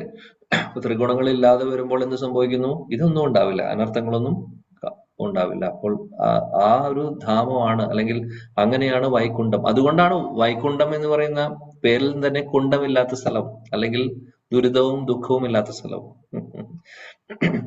നമുക്ക് തിയറിറ്റിക്കലി ഇപ്പോൾ ഇത് മനസ്സിലാക്കുവാനേ സാധിക്കുകയുള്ളൂ അല്ലെ. നമ്മൾക്ക് അറിയില്ല ശരിക്കും എന്താണ് സംഭവം എന്നുള്ളത്.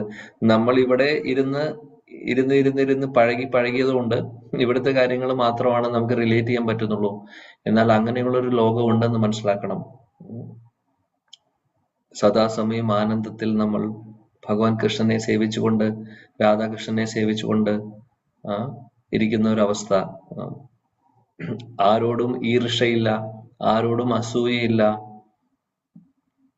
അതേപോലെ തന്നെ ആരോടും ദേഷ്യമില്ല. ഈ ലോകത്ത് നടന്നുകൊണ്ടിരിക്കുന്നത് ഇതിന്റെ എല്ലാം ഓപ്പോസിറ്റ് ആണ്.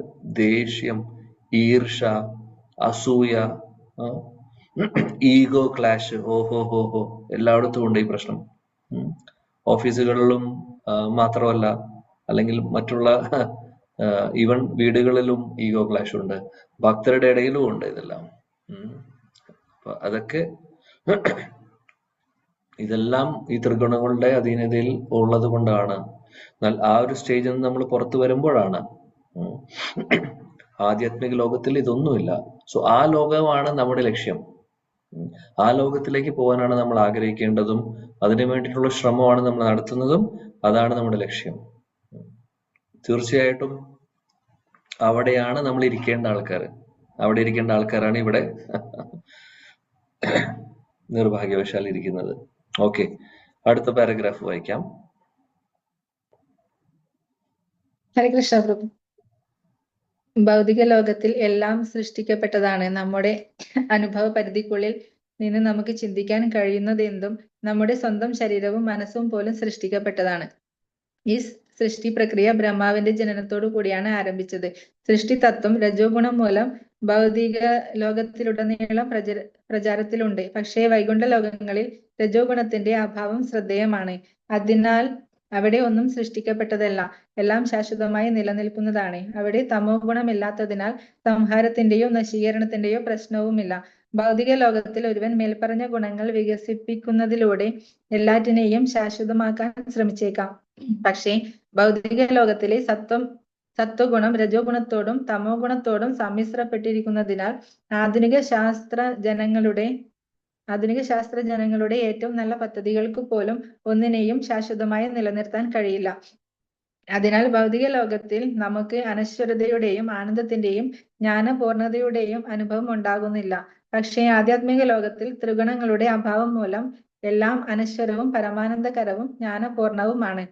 പൂർണ്ണാനുഗ്രഹീതമായ അസ്തിത്വത്തിലുള്ള അവിടുത്തെ സർവ്വതിനും സംസാരിക്കുവാനും ചലിക്കുവാനും കേൾക്കുവാനും കാണുവാനുമുള്ള ശേഷി ശാശ്വതമായുണ്ട്. സാഹചര്യം അങ്ങനെയായതിനാൽ സ്വാഭാവികമായും ഭൂത വർത്തമാന ഭാവി രൂപങ്ങളിലുള്ള സ്ഥലകാലങ്ങൾക്ക് അവിടെ സ്വാധീനമില്ല. കാലത്തിന് സ്വാധീനമില്ലെന്നതിനാൽ ആത്മീയ ലോകം ഇവിടത്തേതുപോലെ പരിവർത്തന വിധേയവുമല്ല. അനന്തരഫലമായി നമ്മെ അധികം ഭൗതികതയിൽ ആഴ്ത്തിക്കൊണ്ട് ഈശ്വരനുമായുള്ള നമ്മുടെ ബന്ധത്തെ വിസ്മരിപ്പിക്കുവാൻ പ്രേരിപ്പിക്കുന്ന മായാശക്തിക്കും അവിടെ സ്ഥാനമില്ല. ഹരേ കൃഷ്ണ. ഹരേ കൃഷ്ണ. അതിമനോഹരമായിട്ട് ശില പ്രഭുപാദി വർണ്ണിക്കുന്നു, വിവരിക്കുന്നു ആധ്യാത്മിക ലോകത്തെ കുറിച്ച്. ഇത് വായിച്ചിട്ട് ഇനി അവിടെ പോകാൻ ആർക്കാണ് ആഗ്രഹമില്ലാത്തതെന്ന് എനിക്ക് അറിയണമെന്ന് ആഗ്രഹമുണ്ട്. ഇത്രയൊക്കെ വായിച്ചിട്ട് ഇപ്പൊ ഈ ഒരു പാരഗ്രാഫിൽ പറഞ്ഞിട്ടുള്ള കാര്യങ്ങൾ ഇത്രയും ഡീറ്റെയിൽ ആയിട്ട് കാര്യം പറഞ്ഞിട്ട് ഇനി അവിടെ പോകണ്ട, ഇവിടെ തന്നെ ഇരുന്നാൽ മതി എന്ന് പറയുകയാണെങ്കിൽ നമ്മളെല്ലാവരും വിഡ്ഢികളാണ്. അപ്പോൾ ഭൗതിക ലോകത്തില് എല്ലാം സൃഷ്ടിയും സംഹാരവും ഒക്കെ നടക്കുന്നുണ്ട് ഇവിടെ അല്ലെ. ബ്രഹ്മാവിനെ പോലും ആദ്യം സൃഷ്ടിക്കുന്നു. ബ്രഹ്മാവിനെ സൃഷ്ടിച്ചതിന് ശേഷമാണ് പിന്നെ ബ്രഹ്മാണ്ടത്തിലെ ആളുകൾ, ഒരു ജീവജാലങ്ങൾ വരുന്നത് നമുക്കറിയാം. അപ്പോൾ ഇവിടെ രജോ ഗുണം വേണം. പിന്നെ അതേപോലെ സംഹാരം എന്ന് പറയുന്ന ഒരു പ്രക്രിയയുണ്ട്. അപ്പോൾ സംഹാരം എന്ന് പറഞ്ഞു കഴിഞ്ഞാൽ തമോ ഗുണത്തിലുള്ള കാര്യമാണ്. അപ്പോൾ ഇതെല്ലാം ഭൗതിക ലോകത്തിൽ മാത്രം ഉള്ളതാണ്. എന്നാൽ വൈകുണ്ഠ ലോകങ്ങളിൽ, ആധ്യാത്മിക ലോകത്തിൽ ഇത് ഇല്ല. നേരത്തെ നമ്മൾ കഴിഞ്ഞ പാരഗ്രാഫിൽ പറഞ്ഞ പോലെ 3 ത്രിഗുണങ്ങൾ അവിടെ ഇല്ലാത്തത് കൊണ്ട് എല്ലാം ശാശ്വതമാണ് അവിടെ. അവിടെ എല്ലാം എപ്പോഴും നിലനിൽക്കുന്നു. എന്ന് സൃഷ്ടിച്ചു അതിന് അവസാനമുണ്ടോ എന്നുള്ള ഒരു ക്വസ്റ്റ്യൻ ഇല്ല. സൃഷ്ടിയുടെ കാര്യം വരുന്നില്ല. ശാശ്വതമായിട്ടുള്ള ലോകമാണ്. സത് ചിത് ആനന്ദം, അതാണ് പറയുന്നത്. സത്ത് എന്ന് പറഞ്ഞു കഴിഞ്ഞാൽ എപ്പോഴും നിലനിൽക്കുന്നത്, ചിത്ത് എല്ലാവിധ അറിവുകളുള്ളത്, ആനന്ദം സദാസമയം ആനന്ദം മാത്രം. അതാണ് അവിടുത്തെ അവസ്ഥ. ഒരു ദിവസം 2 ദിവസമല്ല. ഇവിടുത്തെ ആനന്ദം പോലെയല്ല. ഇവിടുത്തെ ആനന്ദം കാലാകാലങ്ങൾ നിൽക്കില്ല, അല്ലെ? ഇവിടുത്തെ ആനന്ദം ഒന്നാമത് ജഡാനന്ദമാണ്, ഭൗതിക തലത്തിലുള്ള ആനന്ദമാണ്. എന്നാൽ അതും നിലനിൽക്കില്ല, നശിച്ചു പോകും പെട്ടെന്ന്, അല്ലെ? ഇന്ന് സന്തോഷമാണെങ്കിൽ നാളെ ദുഃഖം.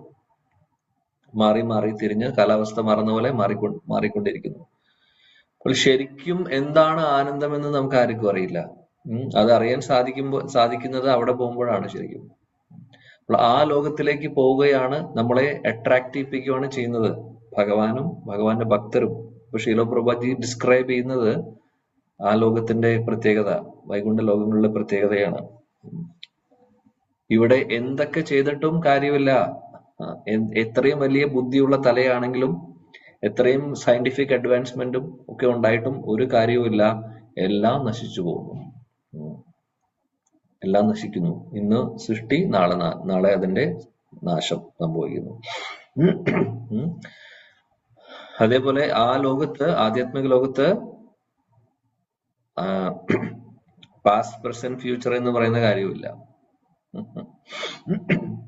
അങ്ങനെയൊരു നമ്മൾക്ക് ഇവിടെയുള്ള പോലെ അങ്ങനെയൊരു സമയത്തിന്റെ പ്രഭാവമൊന്നും അവിടെ ഇല്ല. ശാശ്വതമായിട്ട് നമ്മൾക്ക് പ്രായം വന്ന് അവസാനം വയസ്സായി മരിക്കുന്ന അവസ്ഥയുമില്ല. എങ്ങനെയാണോ നമ്മുടെ സ്വരൂപം അനുസരിച്ച് നമ്മൾ എന്താണോ ചെയ്യുന്നത് ആ ഒരു രൂപത്തിലായിരിക്കും. ഇപ്പൊ 16 വയസ്സുള്ള ഗോപിയായിട്ടാണ് നമുക്ക്, അല്ലെങ്കിൽ 13 വയസ്സ് 14 വയസ്സുള്ള ഗോപിയായിട്ടാണ് നമ്മുടെ സ്വരൂപം എന്നുണ്ടെങ്കിൽ ശാശ്വതമായിട്ട് അങ്ങനെയായിരിക്കും. ഇനി അതല്ല, യശോദാമ്മയുടെ സുഹൃത്തുക്കളായിട്ടുള്ള ഗോപസ്ത്രീകളാണെങ്കിൽ 30 വയസ്സൊക്കെ, അല്ലെങ്കിൽ കുറച്ച് പ്രായമായിട്ടുള്ള ഗോപസ്ത്രീകൾ 30 എന്ന് ഉദ്ദേശിക്കുന്നു. ഞാനൊരു എന്റെ ഒരു ഊഹത്തിൽ പറഞ്ഞത്, അങ്ങനെ പറയാൻ പാടില്ല. നമ്മൾ ഇവിടെ കാണുന്ന 30 വയസ്സ് പ്രായം, അവിടെ 30 വയസ്സ്. ഇപ്പോൾ ഭഗവാൻ കൃഷ്ണൻ അവിടെ നിന്ന് ഇവിടെ വന്നപ്പോൾ 95 വയസ്സായിരുന്നു കുരുക്ഷേത്ര ഭൂമിയിൽ യുദ്ധം ചെയ്യുന്ന സമയത്ത്. കൃഷ്ണനെ കാണുമ്പോൾ 16 വയസ്സാണ് തോന്നുന്നുണ്ടായിരുന്നത്. അപ്പോൾ അവിടെ ഒരു വയസ്സിന് പ്രഭാവമില്ല, വയസ്സ് എന്ന് പറയാൻ സാധിക്കില്ല. എന്നാലും കൃഷ്ണന്റെയും രാധയുടെയും വയസ്സ് ഇറ്റേണലി ഈ ഇവരുടെ യുഗല കിഷോർ, ഈ യുഗല യൗവന ലീലകൾ നടക്കുമ്പോൾ 15, 16, 14, 15 വയസ്സിന്റെ ഒരു ആവറേജ് ആണ് അവർക്ക്. ആ ഇത് ശാശ്വതമായിട്ടുള്ള ഒരു ഏജ് ആണ്. അപ്പോൾ ഓരോ ലീലകൾ, അവിടെ എല്ലാ ലീലകളും നടക്കുന്നുണ്ട്. വാത്സല്യ ലീല നടക്കുന്നുണ്ട്, മാധുര്യ ലീല നടക്കുന്നുണ്ട്, സഖ്യരസത്തുള്ള ലീല നടക്കുന്നുണ്ട്. നമ്മുടെ സ്വരൂപം എന്താണോ അതനുസരിച്ച് നമുക്ക് അവിടെ ഒരു പൊസിഷൻ കിട്ടുന്നു. പൊസിഷൻ കിട്ടിക്കഴിഞ്ഞാൽ പിന്നെ അത് പെർമനന്റ് ആണ്. അത് എന്നും ഒരേപോലെയാണ്, ശാശ്വതമായിട്ട്. ഒരു ദിവസം 2 ദിവസം അല്ല, എന്നും എപ്പോഴും എല്ലായ്പ്പോഴും. ഓഹോ, എന്തായിരിക്കും അവസ്ഥ? അവിടെ മായയുടെ പ്രഭാവവും ഇല്ല. അതാണ് ശീല പ്രഭുജി പറയുന്ന അവസാനം. മായയുടെ പ്രഭാവവും ഇല്ല. അതുകൊണ്ട് നമ്മൾ ഭഗവാനെ മറക്കുന്ന പ്രശ്നം വരുന്നില്ല. അപ്പോൾ ഇതിൽ നിന്ന് നമുക്ക് മനസ്സിലാക്കാൻ സാധിക്കും, നമ്മൾ ഇവിടെ ഈ ഭൗതിക ലോകത്തില് പെട്ടിരിക്കാൻ തുടങ്ങിയിട്ട് കാലാകാലങ്ങളായി എന്നുള്ളത്. അപ്പോൾ അതുകൊണ്ടാണ് ഭഗവാൻ പറയുന്നത്, യദ് ഗത്വാന നിവർത്തന്തേ തദ് ധാമ പരമമ.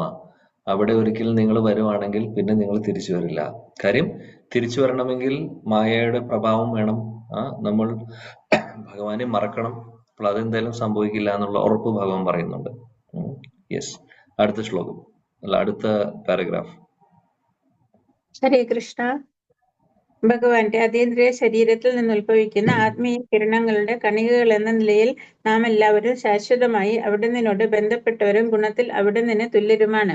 ഭൗതിക ശക്തി ആധ്യാത്മിക സ്ഫുലിംഗത്തിന് ഒരാവരണമാണ്. ആ ആവരണമില്ലാത്തതിനാൽ വൈകുണ്ഠ ലോകത്തിലെ ജീവികൾ അവരുടെ സ്വരൂപങ്ങൾ വിസ്മരിക്കുന്നില്ല. ഭക്തിഭരിതമായ ഭഗവത് സേവനം അനുഷ്ഠിക്കുകയെന്ന തങ്ങളുടെ സ്വരൂപാവസ്ഥയിലുള്ള ഭഗവത് ബന്ധത്തെക്കുറിച്ച് അവർ സർവ്വദാ ബോധവാന്മാരാണ്. അവർ നിരന്തരം ഭഗവാന്റെ പ്രേമഭരിത സേവനത്തിൽ മുഴുകുന്നതിനാൽ അവരുടെ ഇന്ദ്രിയങ്ങളും ദിവ്യമായിരിക്കുമെന്ന് സ്വാഭാവികമായും നമുക്ക് മനസ്സിലാക്കാം. എന്തുകൊണ്ടെന്നാൽ ഒരുവന് ഭൗതിക കേന്ദ്രീയങ്ങൾ കൊണ്ട് ഭഗവാനെ സേവനമനുഷ്ഠിക്കാനാവില്ല. വൈകുണ്ഠ നിവാസികൾക്ക് ഭൗതിക ലോകത്തിനുമേൽ അധീശത്വം സ്ഥാപിക്കുവാൻ ഉദ്യമിക്കുന്ന ഭൗതിക കേന്ദ്രീയങ്ങൾ ഇല്ല. ഹരേ കൃഷ്ണ. അപ്പോൾ ഭൗതിക ശക്തികൾക്ക് അവിടെ ഒരു ഇൻഫ്ലുവൻസും ഇല്ല. നമുക്ക് ആ സ്പിരിച്വൽ ബോഡി കിട്ടുമ്പോൾ, ഇപ്പോൾ നമുക്ക് മെറ്റീരിയൽ ബോഡിയാണ്, നമ്മള് സ്പിരിറ്റ് സോൾ ആണെങ്കിലും നമുക്ക് കവറിങ് ഉള്ളത് ശരീരം ഭൗതികമാണ് അല്ലെ. എന്നാൽ ആധ്യാത്മിക ലോകത്തില് അങ്ങനെയല്ല. അവിടെ ശരീരം നമുക്ക് സ്പിരിച്വൽ ആയിട്ടുള്ള ബോഡിയാണ് കിട്ടുന്നത്, നശിക്കുന്ന ബോഡിയല്ല. അവിടെ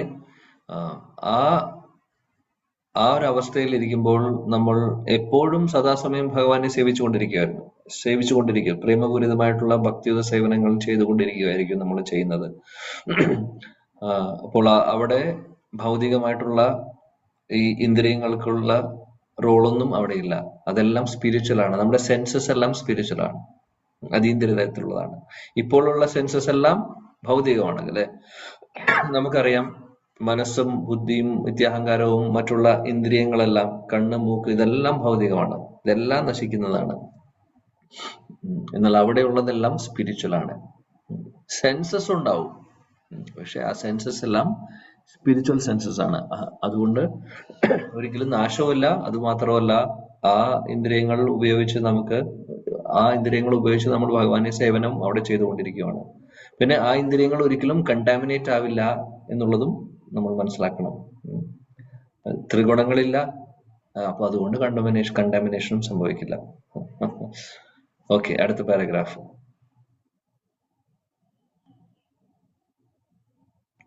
ഹരേ കൃഷ്ണ. ഭൗതിക പ്രകൃതിയുടെ ത്രിഗുണങ്ങളില്ലാത്ത തലം രൂപരഹിതവും ശൂന്യവുമായിരിക്കുമെന്ന് അല്പജ്ഞാനികളായ വ്യക്തികൾ നിർണയിക്കുന്നു. യഥാർത്ഥത്തിൽ ആധ്യാത്മിക ലോകത്തിൽ ഗുണങ്ങളുണ്ട്, പക്ഷേ അവ ഭൗതിക ഗുണങ്ങളിൽ നിന്നും വ്യത്യസ്തമാണ്. അവിടെയുള്ളതെല്ലാം ശാശ്വതവും അനന്തവും പരിശുദ്ധവുമാണ്. അവിടുത്തെ അന്തരീക്ഷം സ്വയം പ്രകാശിക്കുന്നതാണ്. അതിനാൽ അവിടെ സൂര്യൻ, ചന്ദ്രൻ, വൈദ്യുതി തുടങ്ങിയവയുടെ ആവശ്യമില്ല. അവിടെ എത്തിച്ചേരുന്ന ഒരുവൻ പിന്നീട് ഭൗതിക ശരീരത്തോടുകൂടി ഭൗതിക ലോകത്തിലേക്ക് തിരിച്ചു വരുന്നില്ല. വൈകുണ്ഠ ലോകങ്ങളിൽ നാസ്തികരെന്നും ആസ്തികരെന്നുമുള്ള വേർതിരിവില്ല. എന്തുകൊണ്ടെന്നാൽ അവിടെ വാസമുറപ്പിക്കുന്നവരെല്ലാം ത്രിഗുണങ്ങളിൽ നിന്നും മുക്തരാണ്. അപ്രകാരം അവിടെ സുരന്മാരും അസുരന്മാരും ഭഗവാന്റെ വിനീതദാസന്മാരാണ്. ഹരേ കൃഷ്ണ. ഹരേ കൃഷ്ണ. അവിടെ ആധ്യാത്മിക ലോകങ്ങളിൽ ഗുണങ്ങളുണ്ട്, നിർഗുണങ്ങൾ. അവിടെ ഗുണങ്ങൾ എന്ന് ഉദ്ദേശിക്കുന്നത് ക്വാളിറ്റീസ് ഒക്കെ പലതും ഉണ്ട്. അവിടെ നമ്മൾ പറയുന്ന പോലെ ഭഗവാന്റെ രൂപത്തെ കുറിച്ച് പറയുകയാണെങ്കിലും ഭഗവാന്റെ ഗുണങ്ങളെ കുറിച്ച് നമ്മൾ പറയുമ്പോൾ ചില സ്ഥലങ്ങളിൽ നിർഗുണമെന്ന് കേൾക്കാം അല്ലെ. നിർഗുണം എന്ന് ഉദ്ദേശിക്കുന്നത് ഭൗതികമായിട്ടുള്ള ഗുണങ്ങൾ ഒന്നും ഭഗവാനെ ബാധിക്കുന്നില്ല, അതായത് ത്രിഗുണങ്ങൾ ബാധിക്കുന്നില്ല എന്നുള്ളതാണ് ഉദ്ദേശിക്കുന്നത്. എന്നാൽ ഇതിന്റെ എല്ലാം ആ ശുദ്ധസത്വമായിട്ടുള്ള ഗുണങ്ങൾ അവിടെ ഉണ്ട്, അതാണ് പറയുന്നത്. ആ ശുദ്ധസത്വ ഗുണത്തിൽ ഇരിക്കുമ്പോഴും നമ്മൾ സച്ചിത്താനന്ദം എല്ലാ സദാസമയം നമ്മൾ അവിടെയുള്ള ആനന്ദം, ആ ആധ്യാത്മിക ലോകത്തിലെ ഭഗവാന്റെ സേവനങ്ങൾ ചെയ്ത് നമ്മൾക്ക് ആനന്ദം കിട്ടുകയാണ് ചെയ്യുന്നത്. ആക്ച്വലി അത് ശുദ്ധസത്വ ഗുണങ്ങളാണ് അവിടെയുള്ളത്. ഇവിടെയുള്ളത് ശുദ്ധസത്വമല്ല, ഇവിടെയുള്ളത് ത്രിഗുണങ്ങൾ ആണ് അല്ലെ. അതാണ് വ്യത്യാസം. പിന്നെ ശിലപ്രഭാജി പറയുന്നു, അവിടെ സൂര്യന്റെ ആവശ്യം വരുന്നില്ല വെളിച്ചത്തിനായിട്ട്. ചന്ദ്രനും സൂര്യനും അതേപോലെ ഇലക്ട്രിസിറ്റി ഒന്നും ആവശ്യമില്ല.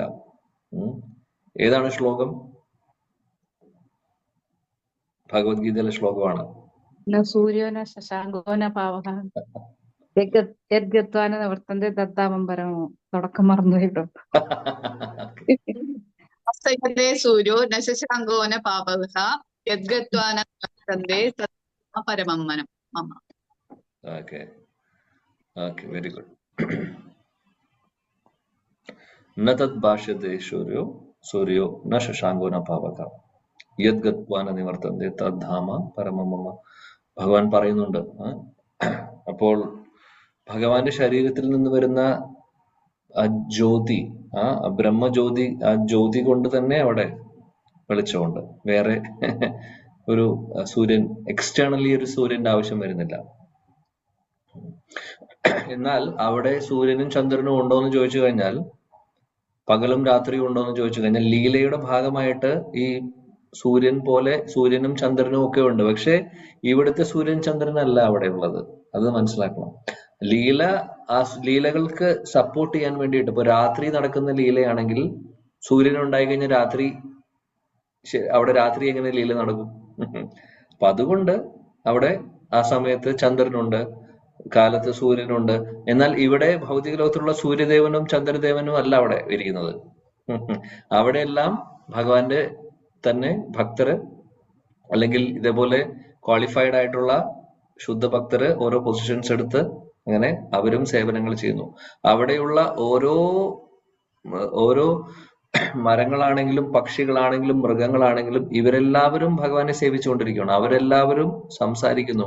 അവിടെയുള്ള എല്ലാം നേരത്തെ കഴിഞ്ഞ പാരഗ്രാഫിൽ പറഞ്ഞ പോലെ എല്ലാത്തിനും കോൺഷ്യസ്നെസ് ഉണ്ട്. അവിടെ കോൺഷ്യസ്നെസ് ഇല്ലാത്ത ഒന്നുമില്ല. ഭഗവാൻ ഇരിക്കുന്ന ഇരിപ്പിടത്തിന് വരെ, നമ്മൾ കിടക്കുന്ന കട്ടിലിനും ഇരിക്കുന്ന സോഫയ്ക്കും അത് ജഡമാണ് അല്ലെ ഇവിടെയുള്ളത്. അവിടെ എന്നാൽ ജഡമല്ല. അതാണ് വ്യത്യാസം. എല്ലാം കോൺഷ്യസ് ആണ്. അതിമനോഹരമായിട്ടുള്ള സ്ഥലമാണ്. ചിന്തയിൽ നിൽക്കുന്നില്ല, അചിന്ത്യമാണ് ഇതെല്ലാം. എന്നാൽ നമ്മളെ ഇത്രയും ഡീറ്റെയിൽ ആയിട്ട് എന്തിനാ ശില പ്രഭുജി പറയുന്നത്? നമ്മളെ അങ്ങോട്ടേക്ക് അട്രാക്ട് ചെയ്യിപ്പിക്കുകയാണ് ചെയ്യുന്നത് അല്ലെ. അങ്ങനെയെങ്കിലും നമുക്ക് ഇതെല്ലാം കേട്ട് ആകർഷണം തോന്നി കുറച്ചും കൂടെ നല്ല രീതിയിൽ ഭക്തി സേവനങ്ങളൊക്കെ ചെയ്ത് മുന്നോട്ട് പോകാൻ പറ്റുവാണെങ്കിൽ, അത് ആ ഒരു പ്രതീക്ഷയോട് കൂടിയിട്ടാണ് ശില പ്രഭുജി ഇത്രയും ഡീറ്റെയിൽ ആയിട്ട് ഡിസ്ക്രൈബ് ചെയ്യുന്നത്. അല്ലെങ്കിൽ ഇതിന്റെ ആവശ്യമുണ്ടോ? ചിന്തിച്ചു നോക്കൂ. അടുത്ത പാരഗ്രാഫ് വായിക്കൂ. കുറച്ചധികം ഉണ്ട്, നമുക്ക് വായിച്ചു തീർക്കാൻ പറ്റുമെന്ന് അറിയില്ല. മേ ബി അടുത്ത ക്ലാസ്സിലേക്ക് വെക്കേണ്ടി വരും, സമയമായി. ഈ ഒരു പാരഗ്രാഫ് കൂടെ വായിച്ച് നമുക്ക് സ്റ്റോപ്പ് ചെയ്യാം. ഓർത്ത് വെച്ചാൽ മതി എവിടെ വരെ വായിച്ചു എന്നുള്ളത്. യെസ്. ഹരേ കൃഷ്ണ. ഭൗതികവാദി വർദ്ധിച്ച ഭൗതിക സൗകര്യങ്ങൾ ആസ്വദിക്കാൻ ആഗ്രഹിച്ചാൽ പോലും ഭൂമിയിൽ ലഭിക്കുന്ന സൗകര്യങ്ങളെക്കാൾ മെച്ചപ്പെട്ട ഭൗതിക സന്തോഷങ്ങൾ അനുഭവിക്കാൻ കഴിയുന്ന ഗ്രഹങ്ങളിലേക്ക് അവന് സ്വയം മാറാൻ കഴിയും. ഒരുവൻ ശരീരം ഉപേക്ഷിച്ചതിന് ശേഷം ആത്മീയ ആകാശത്തിലേക്ക് തിരിച്ചു പോകാൻ തയ്യാറെടുപ്പ് നടത്തുക എന്നതാണ് ഏറ്റവും നല്ല പദ്ധതി. എങ്കിലും ഒരുവന് ഭൗതിക സൗകര്യങ്ങൾ ആസ്വദിക്കാൻ ലക്ഷ്യമുള്ള പക്ഷം അവന് യോഗശക്തി ഉപയോഗിച്ച് ഭൗതിക ആകാശത്തിലെ അന്യഗ്രഹങ്ങളിലേക്ക് സ്വയം മാറാവുന്നതാണ്. ബഹിരാകാശ യാത്രികരുടെ ശൂന്യാകാശ വാഹനങ്ങൾ ബാലിശമായ വിനോദങ്ങൾ മാത്രമാണ്. അവ ഈ ലക്ഷ്യത്തിലേക്ക് ഉപയോഗപ്രദങ്ങളല്ല. വായുവിനെ നിയന്ത്രിച്ച് ഉദരത്തിൽ നിന്ന് നാഭിയിലേക്കും, നാഭിയിൽ നിന്ന് ഹൃദയത്തിലേക്കും, ഹൃദയത്തിൽ നിന്ന് തോളലിലേക്കും, അവിടെ നിന്ന് കൃഷ്ണമണികളിലേക്കും, അവിടെ നിന്ന് മസ്തിഷ്കത്തിലേക്കും, അവിടെ നിന്ന് ആഗ്രഹിക്കുന്ന ഗ്രഹത്തിലേക്കും മാറ്റാൻ കഴിയുന്ന ഒരു ഭൗതിക കല. മുമ്പത്തെ പാരഗ്രാഫ് അല്ലേ വായിക്കേണ്ടത്? പാരഗ്രാഫ് തെറ്റിപ്പോയി. കറുപ്പ് വെളുപ്പ് നിങ്ങളെയൊക്കെ വൈകുണ്ഠവാസികൾക്കൊക്കെ അതാണ് പ്രഭുജി വായിക്കാനുള്ളത്. കറുപ്പ് വെളുപ്പ് അതല്ലേ വായിക്കണ്ടേ പ്രഭു? ഒരു പാരഗ്രാഫ് മിസ് ആയിട്ടുണ്ട്. കുഴപ്പമില്ല, ഒന്നുകൂടെ മുകളിലത്തെ വായിക്കും. പേജ് മറന്നുപോയി, അല്ല പറന്നുപോയി, ഇങ്ങോട്ടായിപ്പോയി. No problem. കറുപ്പ് വെളുപ്പ് നിറങ്ങളെക്കാൾ വൈകുണ്ഠവാസികൾക്കൊക്കെയും ഉജ്ജ്വല കാന്തിയാർന്ന കാർവർണ്ണമാണുള്ളത്. ഭൗതിക ലോകത്തിലുള്ളവരുടെ മങ്ങിയ വെളുപ്പും കറുപ്പും നിറമുള്ള ചർമ്മത്തേക്കാൾ എത്രയോ കൂടുതൽ മോഹിപ്പിക്കുന്നതും വശ്യമനോഹരവുമാണ് ഈ കാർവർണ്ണം. അവരുടെ ശരീരങ്ങൾ ആത്മീയമായതിനാൽ ഭൗതിക ലോകത്തിൽ അവയ്ക്ക് തുല്യങ്ങളില്ല. പ്രദീപ്തമായ ഒരു മേഘത്തിനുമേൽ മിന്നൽ പിണർ പരക്കുമ്പോഴുണ്ടാകുന്ന ഭംഗി അവരുടെ സൗന്ദര്യത്തിന്റെ വെറും സൂചന മാത്രമാണ് നൽകുന്നത്. വൈകുണ്ഠവാസികൾ സാധാരണയായി പീതവർണ്ണമുള്ള വസ്ത്രങ്ങളാണ് ധരിക്കുക. അവരുടെ ശരീരങ്ങൾ കോമളവും ആകർഷകമായ ആകാരഭംഗിയുള്ളതുമാണ്. അവരുടെ കണ്ണുകൾ താമര ഇതളുകൾക്ക് സദൃശവുമാണ്.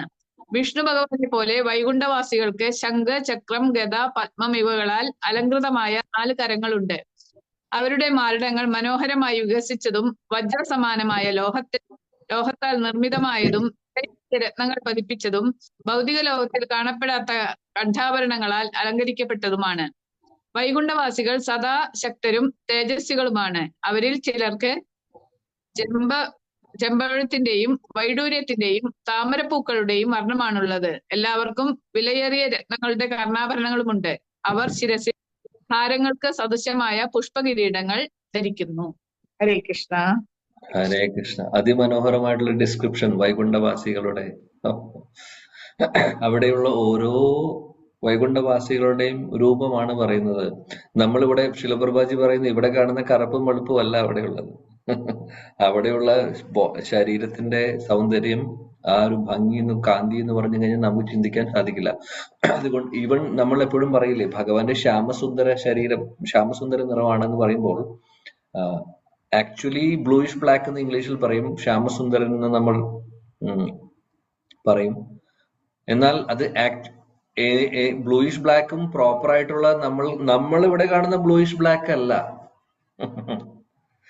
അതെങ്ങനെയാണെന്നുള്ളത് അവിടെ പോകുമ്പോഴേ നമുക്കറിയുള്ളൂ, അല്ലെങ്കിൽ ഭഗവാൻ റിവീൽ ചെയ്യുമ്പോഴേ ശരിക്കും അറിയാൻ സാധിക്കുകയുള്ളൂ. ഇവിടെയുള്ള ബ്ലാക്കും ബ്ലൂവും എന്ന് പറയുന്ന കോമ്പിനേഷന്റെ ഒരു ചെറിയൊരു സാമ്യം മാത്രമേ ഉണ്ടാവുള്ളൂ. എന്നാൽ അവിടെ എല്ലാം ബ്രില്യന്റ് ആയിട്ട്, അല്ലെങ്കിൽ എല്ലാം ജ്വലിക്കുന്ന നിറങ്ങളാണ് അവിടെ ഉള്ളത്. സോ അതാണ് പറയുന്നത്, ഡള്ളായിട്ടുള്ള, ഇവിടെയുള്ളതെല്ലാം ഡള്ളായിട്ടുള്ള നിറങ്ങളാണ്. ശരിക്കും ഇവിടെയുള്ള നമ്മൾ ഉദ്ദേശിക്കുന്ന ഏത് ബ്രൈറ്റ് ആയിട്ടുള്ള നിറവും അത് ഡള്ളാണ്. ആക്ച്വലി ആധ്യാത്മലോകത്തിലെ കളറുകളും ഒക്കെ ആയിട്ട്, കാന്തിയും ഒക്കെ ആയിട്ട് കമ്പയർ ചെയ്യുമ്പോൾ ഇവിടെയെല്ലാം ഡള്ളാണ്. കാര്യം ഇത് ഭൗതിക ലോകമാണ്. അതുകൊണ്ട് അപ്പോൾ അതുകൊണ്ട് അവിടുത്തെ വൈകുണ്ഠത്തിലെ ഓരോ വൈകുണ്ഠവാസികളുടെയും ഡ്രസ്സ് പോലും പീതാംബര വസ്ത്രമാണെന്ന് പറയുന്നു. അവരുടെ ശരീരത്തിന്റെ ഭംഗിയെ കുറിച്ച് വർണ്ണിക്കുന്നു. കണ്ണുകളെല്ലാം താമര ഇതള പോലെയുള്ള കണ്ണുകൾ, അതായത് ഭഗവാന്റെ ഫീച്ചേഴ്സ് എല്ലാവർക്കും ഉണ്ട്. ജയവിജയന്മാർക്ക് അതേ ഫീച്ചേഴ്സ് ആണ്. ധ്രുവ മഹാരാജ് അവനെ കൊണ്ടുപോകാൻ വന്ന വിഷ്ണുദൂതന്മാർക്ക് വിഷ്ണുവിന്റെ ഫീച്ചേഴ്സ് ആയിരുന്നു. നാല് ഭുജങ്ങളും ഉണ്ടായിരുന്നു, 4 കൈകൾ, അവരുടെ നിറം, അവരുടെ കണ്ണുകൾ, അവരുടെ ആഭരണങ്ങൾ ഒക്കെ ഭഗവാനെ പോലെ. ധ്രുവ മഹാരാജും അങ്ങോട്ട് പോകുമ്പോൾ ആ ഒരു രൂപത്തിലാണ് പോകുന്നത്. അദ്ദേഹവും അവിടെ പോയി കഴിയുമ്പോൾ അദ്ദേഹത്തിനും അവിടെയുള്ള വൈകുണ്ഠവാസികളുടെ ആ ഒരു രൂപവും കാന്തിയും എല്ലാം കിട്ടുന്നു. എല്ലാവർക്കും, അവിടെ പോകുന്ന എല്ലാവർക്കും കിട്ടുന്നു. ഇപ്പൊ ശംഖ്, ചക്രം, ഗദാ, പത്മം എല്ലാവരുടെ കയ്യിലുമുണ്ട്. ഒന്ന് ആലോചിച്ച് നോക്കൂ. ഭഗവാൻ വിഷ്ണുവിന് മാത്രമല്ല, ഭഗവാൻ വിഷ്ണുവിന്റെ കയ്യിലുള്ളത് സ്പെഷ്യൽ ആണ് ഓഫ് കോഴ്സ്, എന്നാൽ ഇവരുടെ കയ്യിലും ഉണ്ട്. അപ്പോൾ പറയുകയാണെങ്കിൽ ആ ഒരു വിഷ്ണുവിനെ പോലെ സാരൂപ്യം എന്ന് പറയുന്ന ആ ഒരു രൂപം പോലും ഒരേപോലെയാണ്. എന്നാൽ കൗസ്തുഭരത്നവും അതേപോലെ തന്നെ ശ്രീവത്സവും ഭഗവാൻ വിഷ്ണുവിന് മാത്രമേ ഉള്ളൂ. അത് ഇവർക്ക് ഉണ്ടാവില്ല. അത് ഭഗവാൻ വിഷ്ണുവിന്റെ മാത്രം ഉള്ള സ്പെഷ്യാലിറ്റിയാണ്.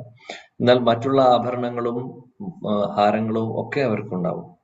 എല്ലാം അതിമനോഹരമായിട്ടുള്ള ആളുകളാണ് വൈകുണ്ഠവാസികൾ. എല്ലാവരും ശുദ്ധഭക്തരാണ്. അപ്പൊ അവിടെ പോകാനുള്ള ക്വാളിഫിക്കേഷൻ എന്ന് പറഞ്ഞു കഴിഞ്ഞാൽ നമുക്കറിയാം എന്താണെന്നുള്ളത്, അല്ലെ? അങ്ങനെയുള്ളവർക്ക് അങ്ങോട്ടേക്ക് പ്രവേശനമുള്ളൂ. വൈകുണ്ഠവാസികളെ കുറിച്ചുള്ള ഡിസ്ക്രിപ്ഷൻ ആണ് ഇവിടെ ഈ ഒരു പാരഗ്രാഫില് ശില പ്രഭുജി നമ്മളെ പഠിപ്പിക്കുന്നത്, ആക്ച്വലി നമ്മളെ മനസ്സിലാക്കിപ്പിച്ചു തരുന്നത്. അതിമനോഹരം, അല്ലെ? അതിമനോഹരം. സോ ഇനി ബാക്കി നമുക്ക് അടുത്ത ക്ലാസ്സിൽ നോക്കാം. അപ്പോൾ മാർക്ക് ചെയ്ത് വെച്ചോളൂ എവിടെ വരെ വായിച്ചു എന്നുള്ളത്. ഭഗവാന്റെ കാരുണ്യം കൊണ്ട് നമ്മൾ ഇത്രയും നമുക്ക് വായിക്കാൻ സാധിച്ചു, ഇത്രയും കേൾക്കാനും പഠിക്കാനും സാധിച്ചു. അപ്പൊ ഇന്നത്തെ ഈ ഒരു സത്സംഗത്തിൽ നിന്ന് വൈകുണ്ഠ ലോകങ്ങളുടെ ആ ഒരു ഭംഗി, അവിടെ വൈകുണ്ഠവാസികളെ കുറിച്ചും ഒക്കെ നമ്മൾ കുറച്ച് കണ്ടു. ഇതെല്ലാം കേട്ടപ്പോൾ എന്താണ് നമുക്ക് തോന്നേണ്ടത്? എന്തായിരിക്കണം നമുക്ക് തോന്നേണ്ടത്? കഥ കേൾക്കുന്ന പോലെ കേട്ടു. അവിടെ പോകാനുള്ള ആഗ്രഹം. അവിടെ എത്രയും പോകാനുള്ള ആഗ്രഹം. പെട്ടെന്ന് അവിടെ പോകാനുള്ള ആഗ്രഹം വന്നു പ്രഭു. എത്രയും പെട്ടെന്ന് അവിടെ പോകാനുള്ള ആഗ്രഹം വരണം. അതിനു വേണ്ടിയിട്ടാണ് ഇതെല്ലാം ഇത്രയും ഡീറ്റെയിൽ ആയിട്ട് പറയുന്നത്. അല്ലെങ്കിൽ നമ്മുടെ ആചാര്യന്മാർ ഇത്രയും കഷ്ടപ്പെട്ട് ഇതെല്ലാം വിശദമായിട്ട് പറയേണ്ട ആവശ്യമുണ്ടോ? ഇല്ല. അങ്ങോട്ട് പോകാനുള്ള ആഗ്രഹത്തിന് വേണ്ടി, നമ്മുടെ ആഗ്രഹം കൂട്ടാൻ വേണ്ടി ഇത്രയും ഡീറ്റെയിൽ ആയിട്ട് ഡിസ്ക്രൈബ് ചെയ്യുന്നത്. സോ എല്ലാവരും ആഗ്രഹിക്കുക. ആഗ്രഹിച്ചാൽ മാത്രം പോരാ. ആഗ്രഹം ആദ്യത്തെ കാര്യമാണ്. ആഗ്രഹം വേണം. ആഗ്രഹം ഇല്ലെങ്കിൽ കാര്യമില്ല. രൂപഗോസ്വാമി പറയുന്ന പോലെ തത്ര ലൗല്യം അപ്പി മൂല്യം ഏകലം. അവിടെ പോവാൻ വൈകുണ്ഠധാമത്തിലേക്കോ അല്ലെങ്കിൽ ഗോലോകത്തിലേക്കും പോവാൻ, അല്ലെങ്കിൽ കൃഷ്ണപ്രേമത്തിനുള്ള ഒരേ ഒരു മാർഗമുള്ളൂ. അത് എന്താണ്? നമ്മളത് ആ ലൗല്യം, അത് കിട്ടാനുള്ള അതിയായിട്ടുള്ള ആഗ്രഹം, ആ ആഗ്രഹമാണ് ആദ്യം ഡെവലപ്പ് ചെയ്യേണ്ടത്. എന്നിട്ട് ആ ആഗ്രഹത്തോടുകൂടി നമ്മൾക്ക് നമ്മുടെ ആചാര്യന്മാര് പറയുന്നതനുസരിച്ച്, ഗുരുജനങ്ങൾ പറയുന്ന കാര്യങ്ങൾ, അവര് പറഞ്ഞു തരുന്ന കാര്യങ്ങൾ ഫോളോ ചെയ്ത് മുന്നോട്ട് പോകുമ്പോൾ അത് നമുക്ക് കിട്ടുന്നു. സോ ഇപ്പൊ നമുക്ക് എല്ലാവർക്കും ആഗ്രഹിക്കാം, അതിനുവേണ്ടി പരിശ്രമിക്കാം. ഗുരുജനങ്ങളും ശ്രീല പ്രഭുപാദിയും ഒക്കെ പറഞ്ഞു തരുന്ന കാര്യങ്ങൾ ഫോളോ ചെയ്തുകൊണ്ട് ആ ഒരു പാതയിൽ മുന്നോട്ട് പോകാൻ വേണ്ടി നമുക്ക് എല്ലാവർക്കും ആത്മാർത്ഥമായിട്ട് ശ്രമിക്കാം. ഹരേ കൃഷ്ണ. ജയ് ശ്രീ ചൈതന്യ ചരിതാമൃത की जय. जगत गुरु शिला प्रभुपाद की जय. सर्ववेद गौर भक्त वृंद की जय. गौड़ीय गुरु वृंद की जय. निताय गौर प्रेमानंद. जय जय श्री राधे श्याम. श्री वृंदावन धाम की जय. जय. Thank you.